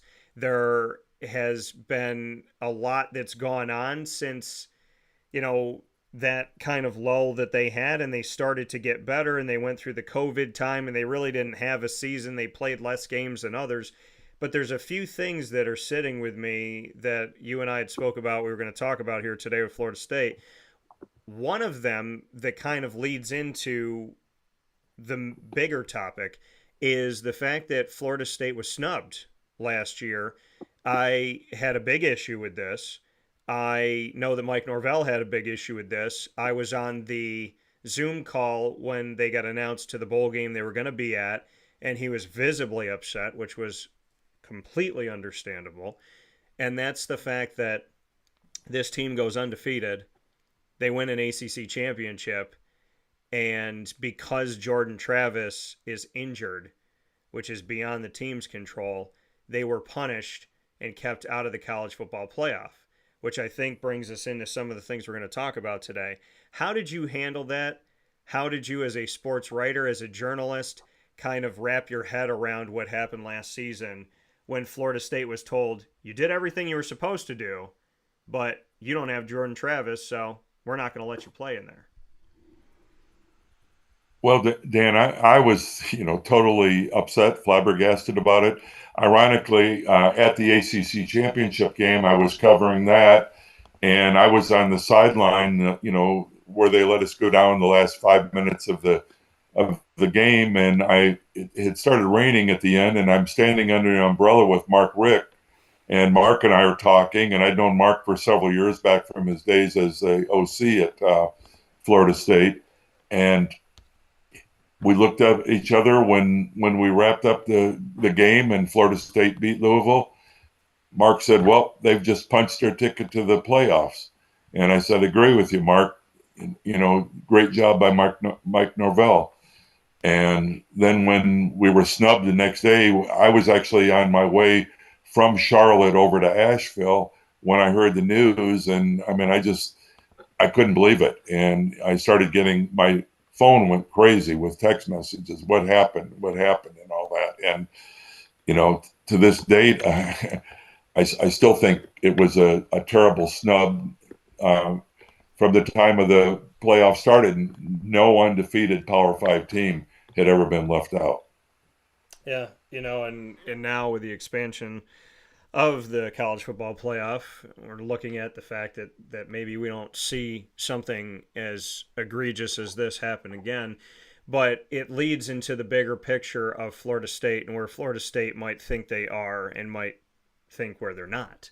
And that is the fact of this realignment that has caused mega conferences to show themselves once again. We know what happened back in the day. There were regional conferences. They were massive. And, there was a time where the SoCon, which celebrated in the last few years a 100-year anniversary, the SoCon had the ACC and SEC prominent teams were a part of that conference. Now, as we look to the future and we look to what is right now, the SEC is expanding to have Oklahoma and Texas. The SEC is almost to 20. We look at the Big Ten, which now has 18, and they have 4 on the West Coast as they step into this season. The Big 12 is all over the place. And I had predicted about 3 years ago that Clemson, Florida State, and maybe Miami in the continuation of realignment would end up in the SEC. I think that the SEC, because I think they've gotten big to the point where I don't necessarily know if they're going to keep non-conference games for the future. And you don't want to lose that South Carolina-Clemson rivalry. You don't want to lose that Florida State. And Miami, I know from Miami being in the Big East that their loyalty is wherever they want to go, right? And so, I know that there's different leadership, but I just don't trust the Miami's loyalty to the ACC. I think they'll go where it fits them best, in my opinion. So as I take a look at this and we take a look at what could be and what could happen here, how have you kind of broken down the Florida State situation, the lawsuit, the just very murky waters that we're in right now with Florida State being public about some things and different stuff coming out and looking at the grant of rights and is there a loophole? I had, my father's been in law for 44 years. I had him look at the grant of rights. We read through it. We looked at it for what it says word by word. And he said, verbiage wise, it looks like it protects the ACC, but there are loopholes in it.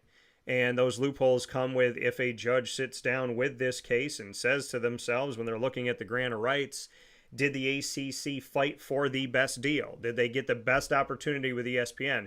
And that is up to the opinion of the judge. And if the judge feels like they didn't fight for every institution, they didn't do the best that they could, they didn't get the best deal that they could at the time that they could, that this thing could dissolve. And if it dissolves, it not only frees Florida State, it frees the entire ACC. This has been a very tumultuous situation, Bud. How are you seeing it from your coverage of Florida State? Well, Dan, I think what really transpired there was what we talked about earlier is them being snubbed. I think once that snub came about, Florida State didn't feel that the ACC had their back. I'd like to kind of go off on another subject real quick as far as the expansion, which we were talking about.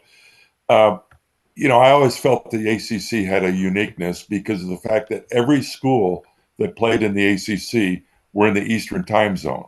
Made it great for the fans for either watching or being able to get to games and all that. And now, if you look at the expansion, going to Dallas isn't too bad. Actually, for some teams going to Dallas is closer than going up to, say, even Syracuse or Boston College. But going to the West Coast is really stretching it. You're going across 4 time zones. Basically, the Big Ten has done the same thing there. They've gone across 4 time zones. And the SEC now is more compact in the Eastern and Central time zone. Yeah. You know, But as far as the lawsuit, I've been trying to read up on it too. I've been going through the legal teams and all that are behind this, and from what I've read, and I don't know if you've read the same thing, that ESPN does not hold the rights to the media to Florida State or Clemson's home football games. It's the ACC that holds the right. So are they the ones that are holding up things? And is that why the ACC that's fighting it and not necessarily ESPN? Yeah, you know, and with the ACC having the grant of rights here and the deal that they made with ESPN of the coverage of the things that they had, now the question becomes, what do you do? You know, if Florida State ultimately wants out, if Clemson ultimately wants out, then how do we move forward? How do you see this, Bud, from your point of view? Because this could look like a marriage where somebody wants to get out of the marriage and the other person is saying, no, you know, I'm gonna force you to stay married to me until I want to be done being married to you. It just seems like where we are with Florida State and or Clemson, that it's become a very, I don't want to say it's clear that it's 100% clear, but there seems to be this environment of, you know, that we kind of don't want to be here and you kind of want us to be here. And so there's this back and forth of, how long is this thing really going to be like this? How do you view it? How do you see it going? Do you feel like this is something where it's like, hey, it's heated, it's dicey, it's hard, it's difficult, but we'll figure it out? Or do you see this more as, this is an inevitable thing that Florida State, I mean, they're willing to put the money in there, they're willing to get into court, they're willing to ask for documents and get all this stuff released to them so that they have information that they need? Do you feel like we're too far down the road that we can't come back, or can this be resolved? Well, I think at this stage, Dan, I'm curious to see what the feeling is at the ACC meetings in next month in Charlotte. You know, Yeah. I know they just had their spring meeting, and supposedly things were cordial, but you know, that's all I read out of it. I don't know if you saw anything more out of that or not, but you know, like you said, it's basically someone wanting a divorce and someone fighting it, and I believe it's a matter of finances and what's going to happen to complete the divorce. I just think maybe things have gone too far with both Florida State and Clemson, and ironically, with Clemson being, I believe they're one of the founding members of the ACC, and you know, but other founding members have left, such as Maryland, and I believe South Carolina was a founding member of the ACC as well. So these things happen, and I'm just thinking that perhaps the time has come that they feel that it's in the best interest of both those schools to look for greener pastures. Here with Bud Alderman on Wake Up Call with Dan Tortora inside of the Heritage Hill studios. Before we get into the ACC football scheduling, to just hit another note here on Florida State. For you, Bud, if this is the beginning of the end of Florida State in the ACC, to you, what makes sense? I mean, is it the SEC? Is it Florida State within the same conference, fighting for each other for the right to get to the top of the SEC, as opposed to just playing one game a season at the end of the season. How do you see it? Is there a better pathway?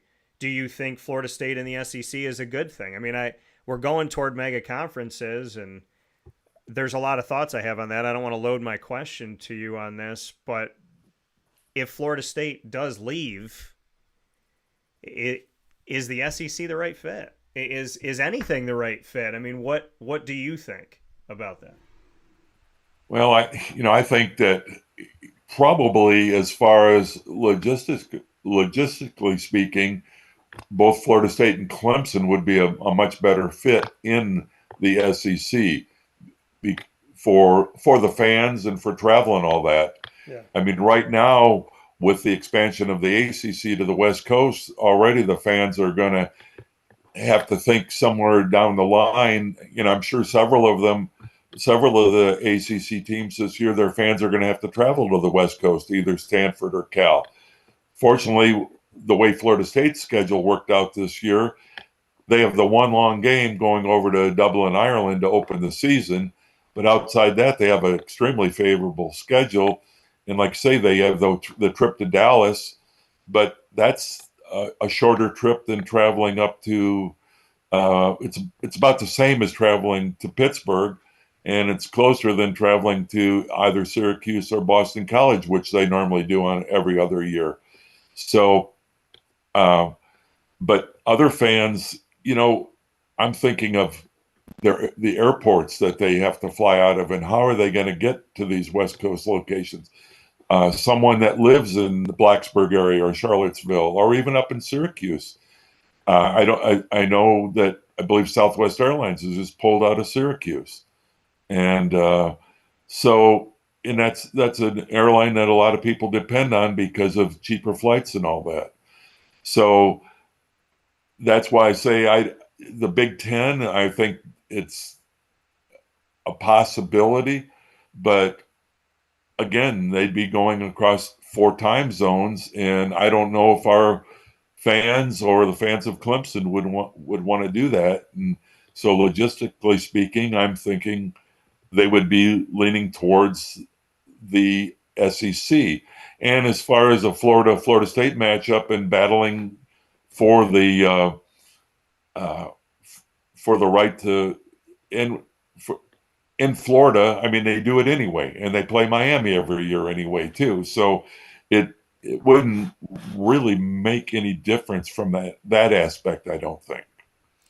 Yeah, I mean, it seems like the SEC makes the most sense for them, and we'll see what happens from here. But Bud, you and I met at ACC Media Days, and we're going to be there soon, right? Next month, we're going to be first time ever that the ACC is going to have 4 days of the ACC football kickoff.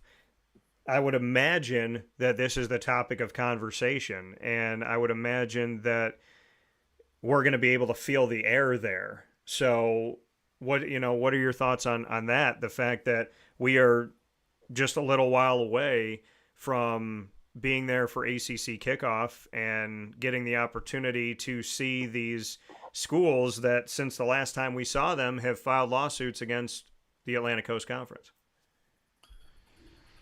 Well, I think it's going to be very interesting, Dan. Of course, I've gotten to know Mike Norvell fairly well. I've known Dabo Sweeney for years. So, I'd like to, get both of their opinions while we're there. And of course, I know some of the coaches around the rest of the league, such as Mac Brown and all. And, Jeff Brom, I've worked with him through the Music City Bowl. I spent 25 years working with the Music City Bowl with the different coaches coming in there. So, I have more of a history with a lot of the coaches and several through the ACC that I've known over the years. But, like I say, I think it's going to be maybe a touch and go situation of how things and how people react at those meetings. Yeah. It's going to be a lot different than it has been in the past, and especially like you said, expanding to the 4 days and bringing in people from the West Coast and from Dallas. Yeah, it's going to be Definitely interesting to see how this thing shakes out with Florida State, Clemson, and whoever else in the ACC as we step forward. Here with Bud Alderman on Wake Up Call with Dan Tortora, where sports truly meets that thing called life from inside of the Heritage Hill Studios. Bud with action, sports, and news. Jumping into the ACC schedule, Bud, we've seen the release of this schedule for the first few weeks. Through week 3, there are some teams playing week 0 games, is what they're calling it. These games in the August 24th time period, where Florida State will play Georgia Tech, and we'll see SMU, who is newly coming into the ACC for their first season there after being in the American Athletic Conference, and before that, Conference USA. They're going to take on Nevada. What are your thoughts on week 0 first? Should we just call it week 1, Bud? I mean, there's teams playing. So should we just refer to it as week 1? Week 0 is weird to me. But Florida State is playing Georgia Tech. So your thoughts on that, as I'm sure you'll be covering that game, and if you think that week 0 should get a new name. Oh, I'm in total agreement with you, Dan. It's stupid to call it week 0. I mean, the football season is starting. It's week 1. And next weekend's Memorial Day weekend. That's a big to do. I mean, you've got games. I'm not sure, were there any Friday night games on that weekend, but I know Saturday, Sunday, and Monday have games. And in fact, Florida State, they will play their first home game on a Monday night. Yeah. So yeah. So let's call that week 2. That's what it is. In reality, it's week 2.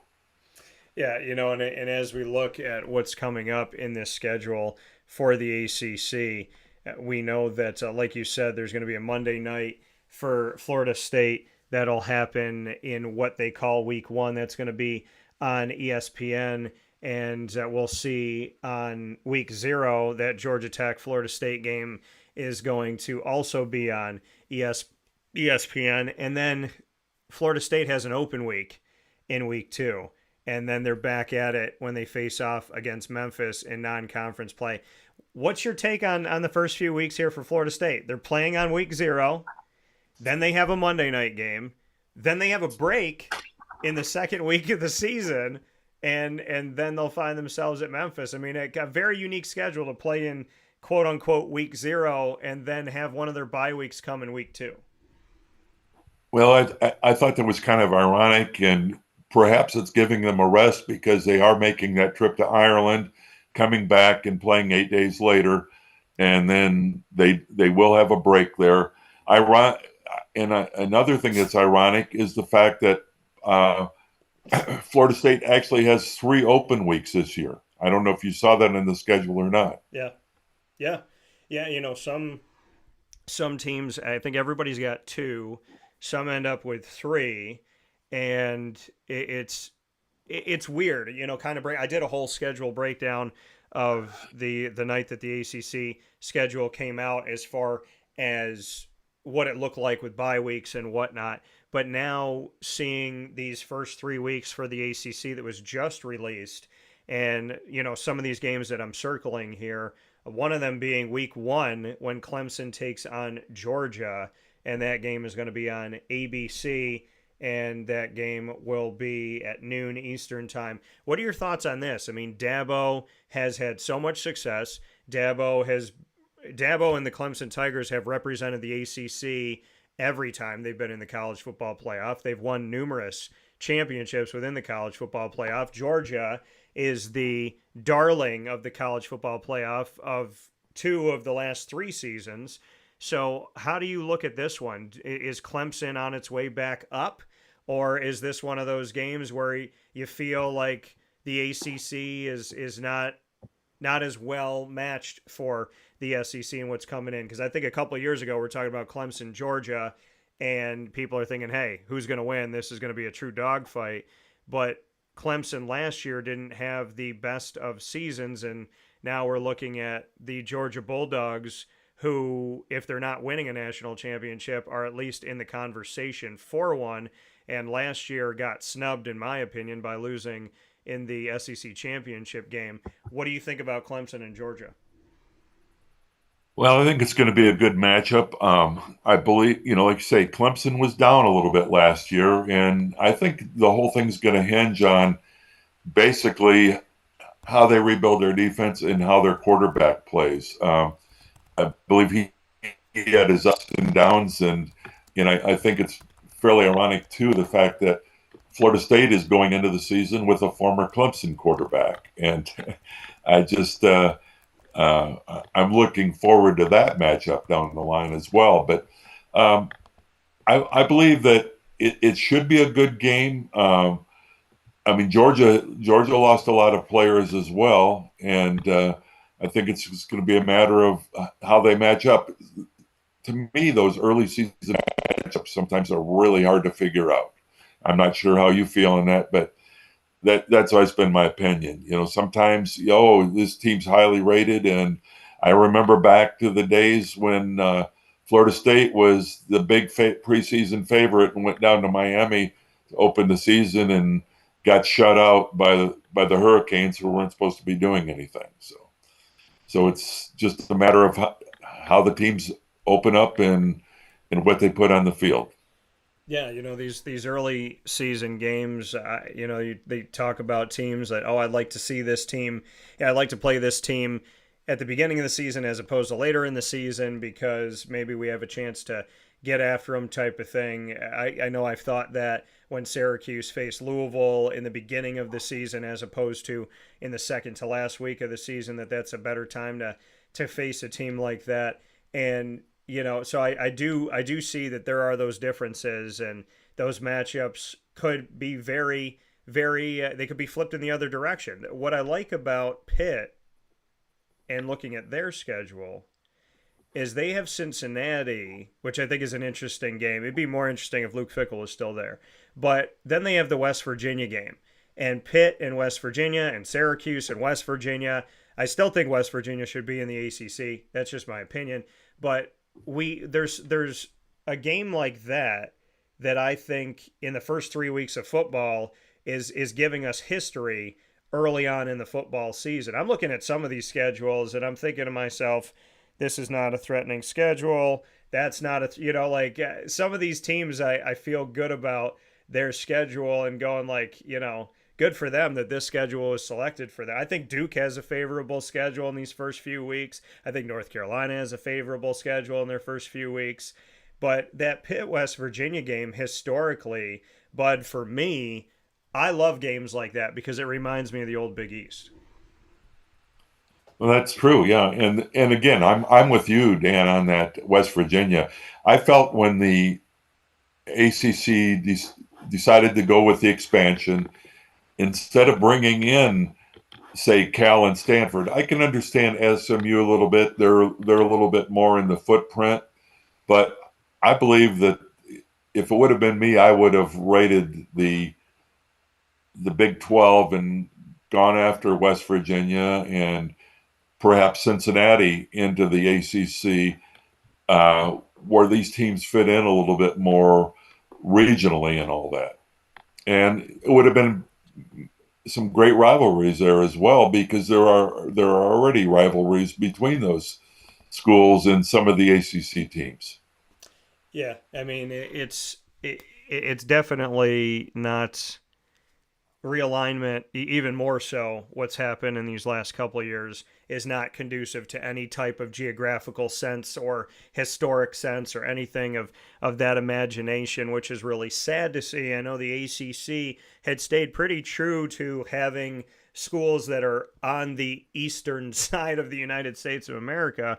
But now with Cal and with SMU and with Stanford, and I have to ask you this, Bud, I got to get your thoughts on this. I don't buy the whole Cal and Stanford thing. I don't. I feel like this is a short-lived thing. I think it's like a Band-Aid on a stab wound, so to speak. I think it's like one Band-Aid on a big stab wound, and you could still see the blood. It's still coming out. The Band-Aid's not going to hold it. I don't think that Cal and Stanford are the future of the ACC. I think it's a Band-Aid and it's a moment of the ACC to jump at the rating of the Pac-12 before there eventually is another West Coast conference, and I know there is a conference called the West Coast Conference, but until there's another conference on the West Coast where they can rejoin and kind of figure themselves out again, I just don't think the Cal Stanford thing is long term. I think it's an ACC. Let's do something right now. Let's try and mold something together. And in the meantime, hopefully try and figure out a better plan before this thing breaks apart. I don't know what your thoughts are on it, but I don't see in my gut. I don't think that 10 years from now, maybe 5 years from now, but 10 years from now that you and I are going to be sitting here talking about Cal and Stanford in the ACC. No, I agree totally. I think it was, like you said, I think it was maybe a patchwork type thing. I believe that what the ACC looked at there was the media, a big market with San Francisco Bay Area and all that, picking up that media market, as well as even with SMU with the Dallas market and all that's another big media market. And it's putting a little bit more exposure, or maybe quite a bit more exposure for the ACC through basically troubling times right now, because again, they're not keeping up with the Big Ten or the SEC. And I think they were just trying to expand the footprint mainly for media rights and all that, more so than logistically speaking of rivalries or anything. I mean, whoever would think of a Cal Syracuse rivalry or a Stanford Boston College rivalry or something like that? It does not make sense to me at all. When it came about, it didn't make sense. Like I said, I would have really thought more about rating the Pac or the Big 12 out of schools that fit in with the ACC, like I mentioned before. Yeah, I mean, it would have made a lot more sense. I had a whole plan for the ACC of bringing Maryland back and bringing in West Virginia and just having this make sense. I mean, it makes more sense for the ACC to essentially be like North and South, right? To have here's the teams that we took from the old Big East, and you add in some other pieces. So you have like two divisions. You have Maryland and BC and Pitt and Syracuse, and you kind of start molding that thing together. Then you look at, what the South would look like in this, and then find those teams that are kind of mid-region, right? And then put maybe the North Carolina teams. You do a Mason-Dixon line thing and say, okay, we're going to put the Carolinian teams up here to help out the North Conference or the North Division, and then in the South Division, we're going to have our Clemsons and our Florida States and so on and so forth, and have that North and South as opposed to kind of all over the place right now. I don't know what you think it's going to be, but do you think the ACC can make it? Do you think that they can exist? We're looking at the schedule. We're talking about Florida State and Clemson. Do you think that they can get through this? Do we eventually have divisions again? Do we have a North and a South? Does somebody leave and they have to restructure it? I mean, you've been covering the ACC for a while. Do you think that they can get through this? And what does that look like to you? Well, my thought is if Clemson and Florida State do end up leaving the ACC, I think there may be a few other teams that are going to try to follow in their footsteps, like Carolina, NC State. I'm thinking Virginia Tech, too, because obviously they were one of the Big East teams that came into the ACC, and they have a strong following and have had some success. Looking over the years, I don't know if you realize, but since Florida State came into the ACC, they've won 16 conference championships and lost one championship game during that time period. And Clemson has won 8 championships during the time that Florida State's been in the ACC. And combined, there's only been 8 other championships won by the rest of the schools during that time. So, all you can say is Clemson and Florida State are the glue, basically, of the ACC at this point, as far as I'm concerned. And that's my opinion.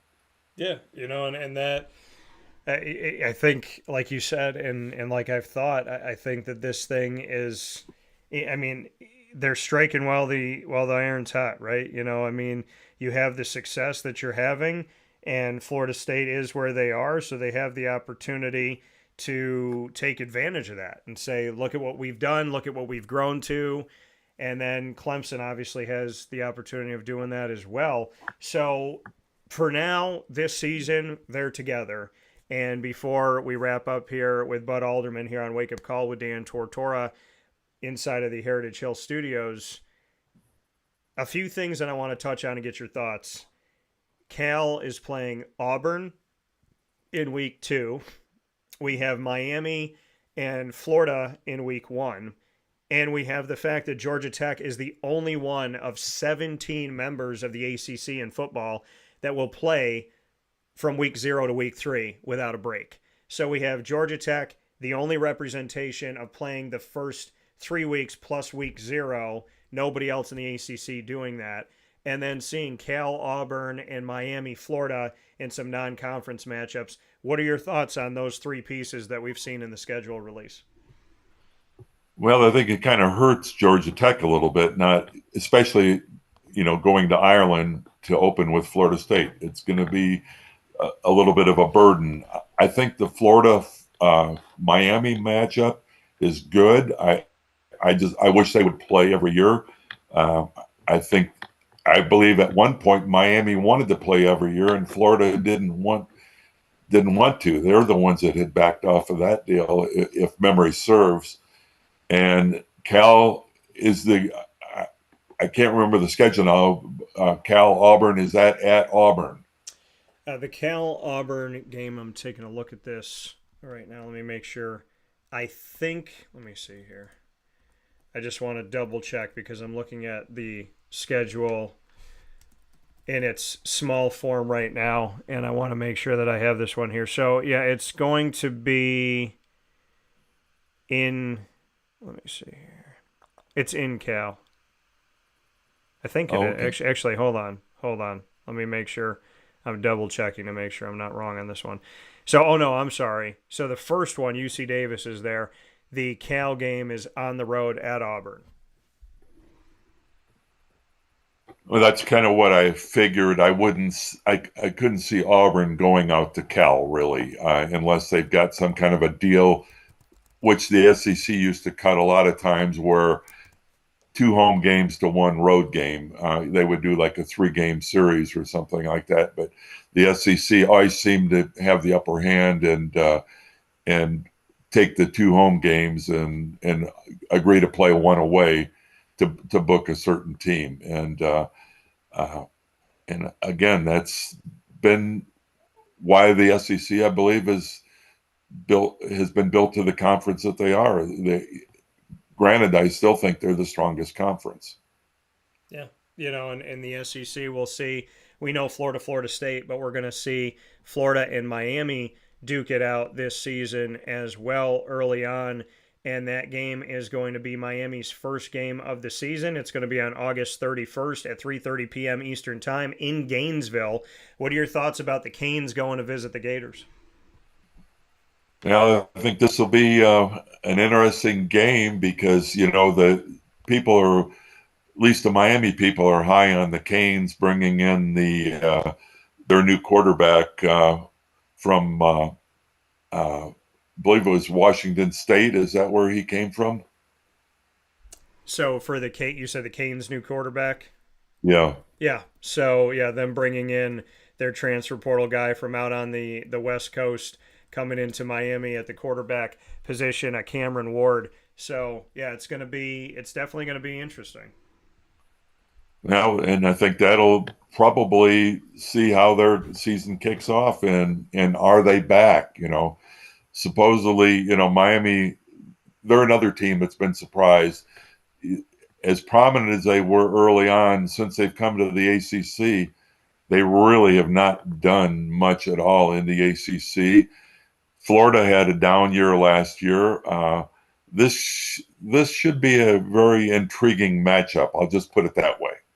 Yeah. Yeah, and like you said, I mean, with all the transfer portal stuff, with Cam Ward coming from Washington State, going over to Miami, he was at Incarnate Word before that, and so they got a new quarter. Miami has become synonymous with finding quarterbacks in the transfer portal, and now we have, like you said, in the world of Florida State, you have Clemson had DJ Uiagalelei, then he went over to Oregon State, now he's at Florida State.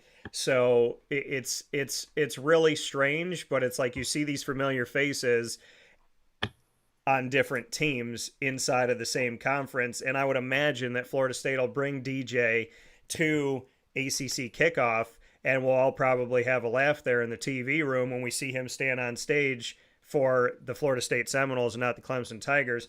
It does make for an interesting world, and we say the sports world is small, Bud, but I think that the transfer portal has made it very tiny.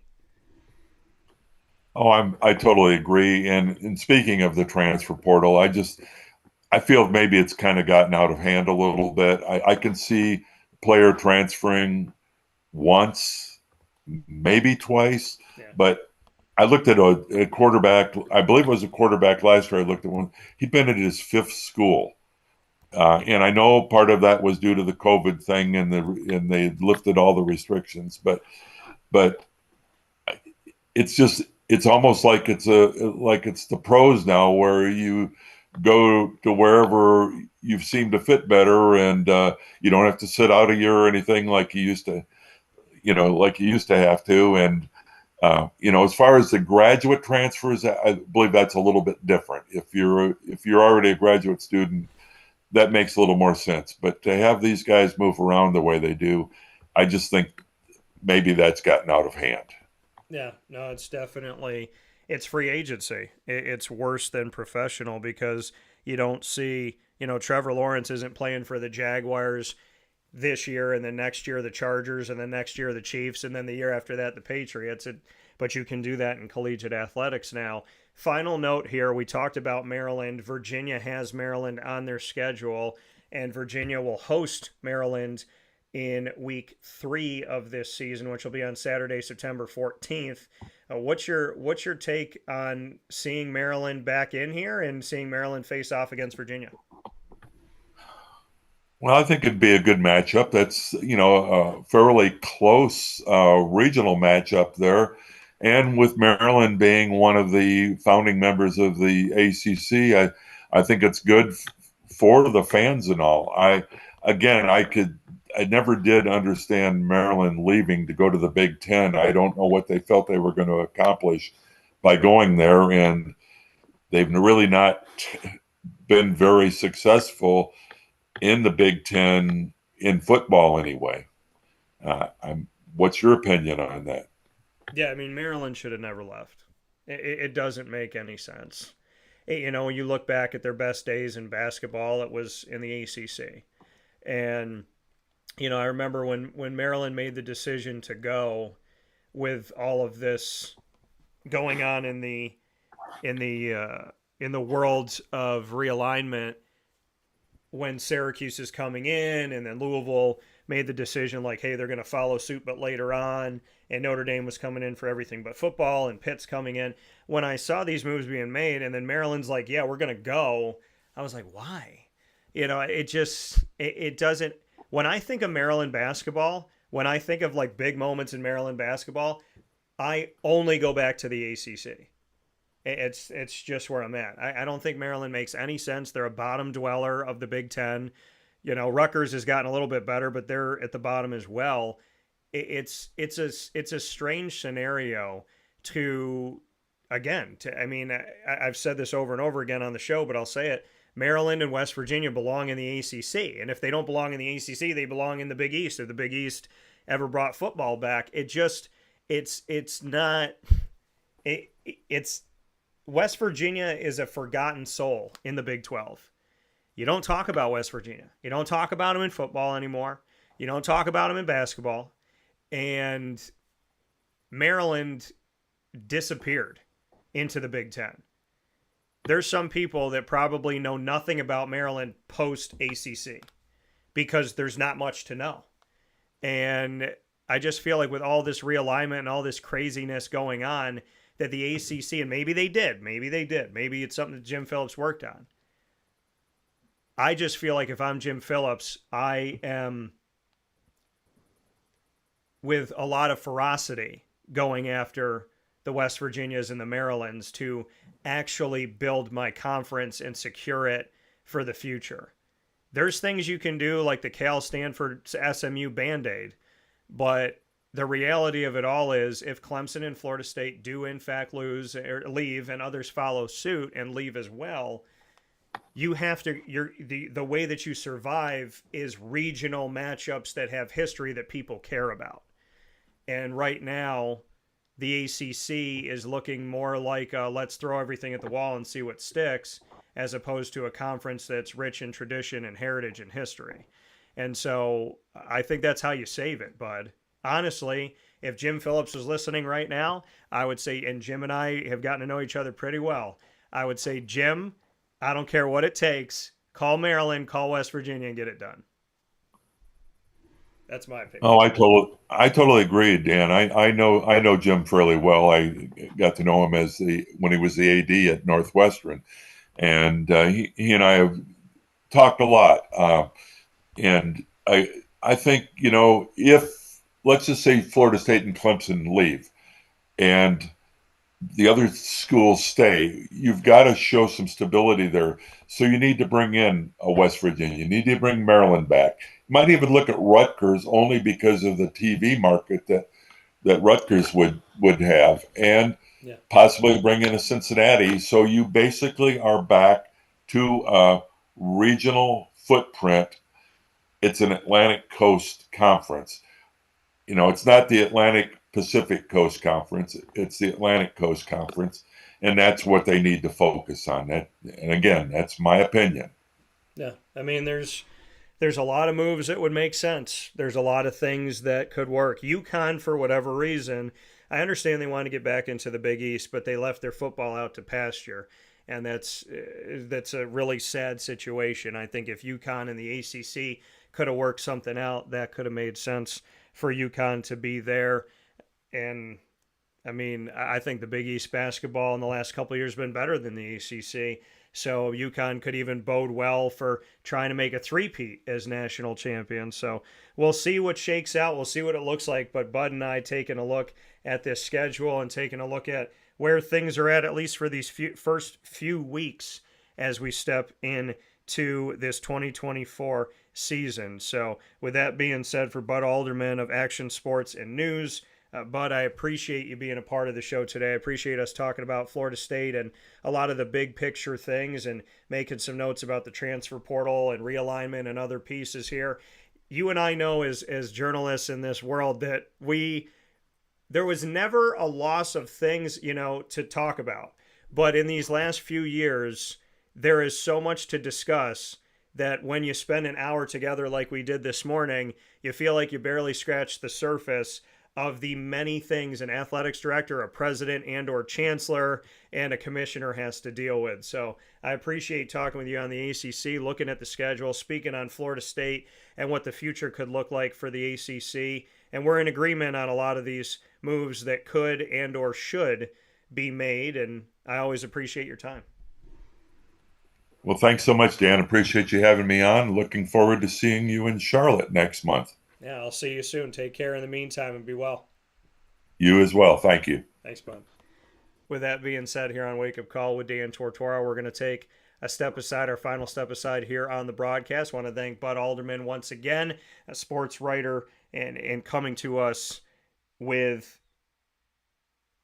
his many, many years of covering Florida State and covering the ACC and covering collegiate athletics in general with Action Sports and News. Bud Alderman here on Wake Up Call with Dan Tortora, where sports truly meets that thing called life. We're going to take a step aside for a fast break, and when we come back, we'll wrap up today's show from inside of the Heritage Hill Studios. Stay with us. Central New Yorkers, you can now enjoy the taste of Heritage Hill award-winning craft beers, seltzers, and a full bar at 3 locations. Spend your weekends at their beautiful location in Pompey with its amazing views, sunsets, family, and pet-friendly facilities, as well as extensive private event areas. Get their taps, tonics, and tastes in their brand new North Syracuse location at Sweetheart Corner in North Syracuse, New York.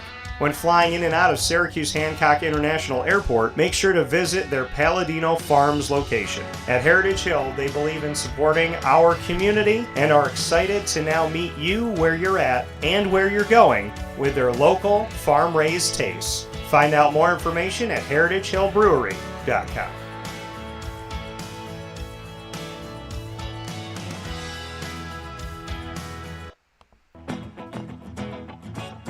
Hi, this is Amy from Mother's Cupboard, home of the whole frittata. We are open daily 6 a.m. to 1:30 p.m. For takeout orders, call 315-432-0942 and tune in to Wake Up Call with Dan Tortora for our monthly food challenge and try our Wake Up Call signature menu item available 7 days a week. Here at Mother's Cupboard, we are Central New York, and it's our honor to serve you. Ma and Pa's Kettle Corn and Popcorn Factory remind us that every day is worth celebrating at 201 7th North Street in Liverpool, New York. Open Monday through Saturday in-store and always online at maandpaspopcorn.com. Serving our Central New York community and beyond, order anywhere, anytime at maandpaspopcorn.com. Stop in to get a tin at Ma and Pa's on 201 7th North Street in Liverpool, New York to get your half-price refills for the rest of your life. Come to Ma and Pa's for your holiday gift giving for family, friends, employees, and clients. And remember, for fundraising and events, to call 315-450-6272. That's 315-450-6272. Ma and Pa's Kettle Corn and Popcorn Factory. How corny are you? This is Jimmer Sikowski, owner-operator of Chick-fil-A Cicero, 7916 Brewerton Road in Cicero, right in front of the Home Depot. I had a deep feeling that God wanted me to do something bigger with my life and to help people, help others. I kept putting Chick-fil-A in my life, and I realized as I was going through the franchise selection process that positively impacting the lives of others was really core to what we do here at Chick-fil-A. First of all, it starts with the food. The food is brought in fresh daily. We bring in local produce. We prepare to order in the kitchen. We hand bread our chicken. We hand spin our milkshakes. It's great food. It doesn't taste like fast food. I think the second thing is the way people feel when they come in a Chick-fil-A restaurant. It's different. We try to treat people with intentional kindness here, which is very different and deeper than good customer service. And so I think it feels remarkable for most people to come in a Chick-fil-A restaurant. And then lastly, the impact that we try to have in the community is very different. It's a big part of the expectation of every operator of a Chick-fil-A restaurant is that they're actively engaged in their community, they're a leader in the community, and they're making a difference. When they realize that what we're striving to do is to shine a little light in their life, that's a very, very different experience than you will have in any other quick service restaurant. And it's that remarkable experience that I think people will emotionally connect with.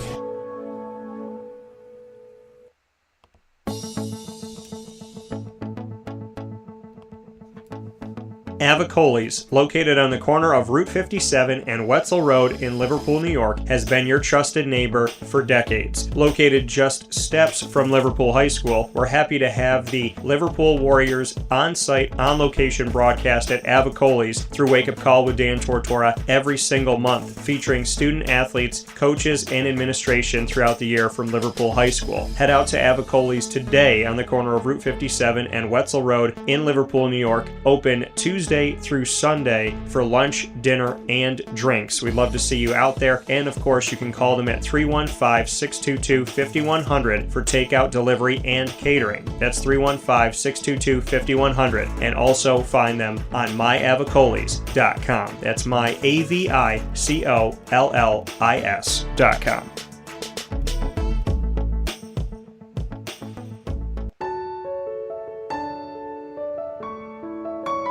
Having peace of mind when you're out of town that your furry-loving friend is safe and sound means taking them to Canine Campground, because we all know that when it comes to the love of our pets, it goes well beyond the call of duty to make sure they're safe and sound. Right, Lily? So take a ride to 242 Johnson Street in East Syracuse, New York, and see Canine Campground and where your dog will be staying in the classic cabin, the executive cabin, the grand cabin, or of course the luxury cabin, because if you know Lily, you know she loves luxury. Now you don't have to wait to the last minute to find a family member or a friend that'll take your dog for a few days.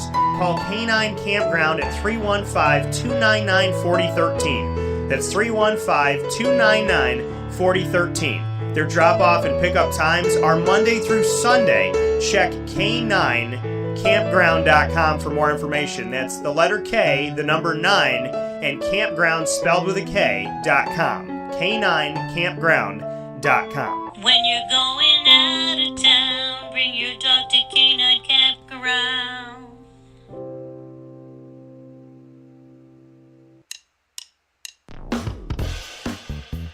PB&J's Lunchbox, the food truck that you love finding all throughout Central and Upstate New York, now has a street-side cafe. So when you're craving their traditional favorites as well as their out-of-box amazing menu items, you can now head to 663 Old Liverpool Road in Liverpool, New York. Located just minutes from the highway, the Thruway, Destiny USA, and Onondaga Lake Parkway, PB&J's Lunchbox Street-Side Cafe is there for you Monday through Saturday from 9 a.m. to 7 p.m., serving breakfast, lunch, and dinner all throughout the day. Get breakfast for dinner, dinner for lunch, whatever you fancy, including their award-winning grilled peanut butter and jelly sandwich. Find them at 663 Old Liverpool Road in Liverpool, New York. PB&J's Lunchbox, where we love to know what's in your lunchbox.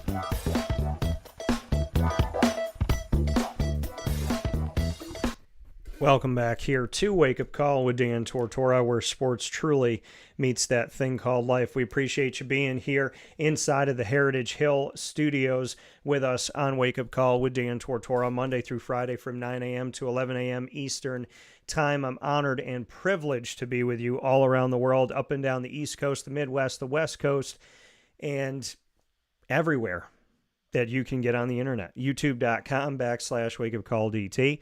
Facebook.com/WakeUpCallDT, and on WakeUpCallDT.podbean.com, where you will find us Monday through Friday live from 9 a.m. to 11 a.m. Eastern Time. And, of course, a big-time shout-out to all the places you can find us at your leisure on Amazon Music, Audible, iHeartRadio, iTunes, and Apple Podcasts, Player FM, Podbean, Podchaser.com, Podvine, Spotify, TuneIn, and YouTube. All you have to do is search Wake Up Call with Dan Tortora, or one word, Wake Up Call DT. Make sure to follow us, subscribe to us, whatever button you got to click on any one of these so that you don't miss when we add shows to our platforms throughout the year. And a big time thanks to our incredible partners that you can visit in Central Upstate New York: Heritage Hill Brewhouse in Pompey, Heritage Hill North on 628 South Main Street in North Syracuse, the home of our CNS North Stars broadcasts; Carvel DeWitt, our longest-standing partner; the Wildcat Sports Pub, home to our West Genesee broadcasts; GG Cards and Breaks; Avicoli's, the home to our Liverpool Warriors broadcasts; Canine Camp Dog Daycare; Chick-fil-A Cicero and Chick-fil-A Clay; Canine Campground Dog Boarding; Ma and Pa's Kettle Corn and Popcorn Factory; Pizza Man, the home of our Baldwinsville Bees on-site broadcasts; Great Lakes Honda City; Mother's Cupboard; and, of course, we are the exclusive multimedia marketing partner of your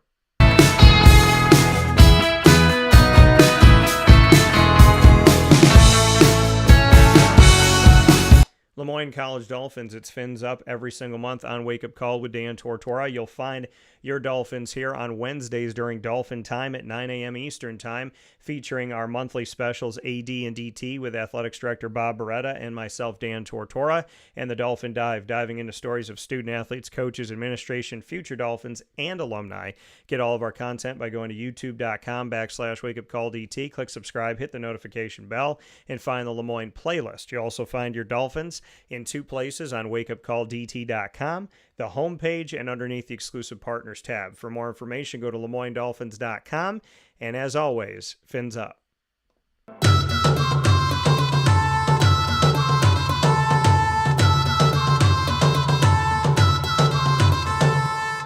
The Bryan and Stratton College Bobcats of Syracuse are exclusive multimedia marketing partners with Wake Up Call with Dan Tortora. You will find the Bobcat Buzz every single month, and we feature student-athletes, coaches, and administration throughout the year with the Bryan and Stratton College Bobcats, providing a spotlight unlike anything else you're going to see with Bryan and Stratton College of Syracuse. They have 2 locations, one on James Street in Syracuse, New York, and their other right off of Route 57 in Liverpool, and right across the street from Avicoles. Make sure that you head to youtube.com/wakeupcalldt, click subscribe, hit the notification bell, and you will find our BSC Syracuse playlist with all of our Bobcat specials. And you can also find the Bobcats by going to wakeupcalldt.com's homepage and underneath the exclusive partners tab. For more information, go to syracuse.bscbobcats.com and go Bobcats.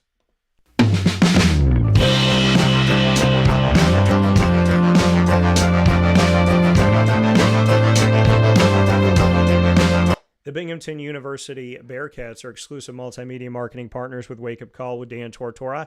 Find Binghamton during Bearcat Time, Tuesdays at 10 a.m. Eastern Time, weekly on Wake Up Call, featuring our monthly specials, Moments with Marshall, with Binghamton University Athletics Director Gene Marshall, and the Bearcat Break Room with stories from student-athletes, coaches, and administration. You can find all of our content by going to youtube.com/wakeupcalldt. Click subscribe, hit the notification bell, and you can also find their Binghamton playlist on our YouTube channel. For more from Binghamton, you can go to wakeupcalldt.com's homepage and underneath the exclusive partners tab. You can also get more info on the school and all of their athletic programs by going to bubearcats.com. And as always, go Bearcats.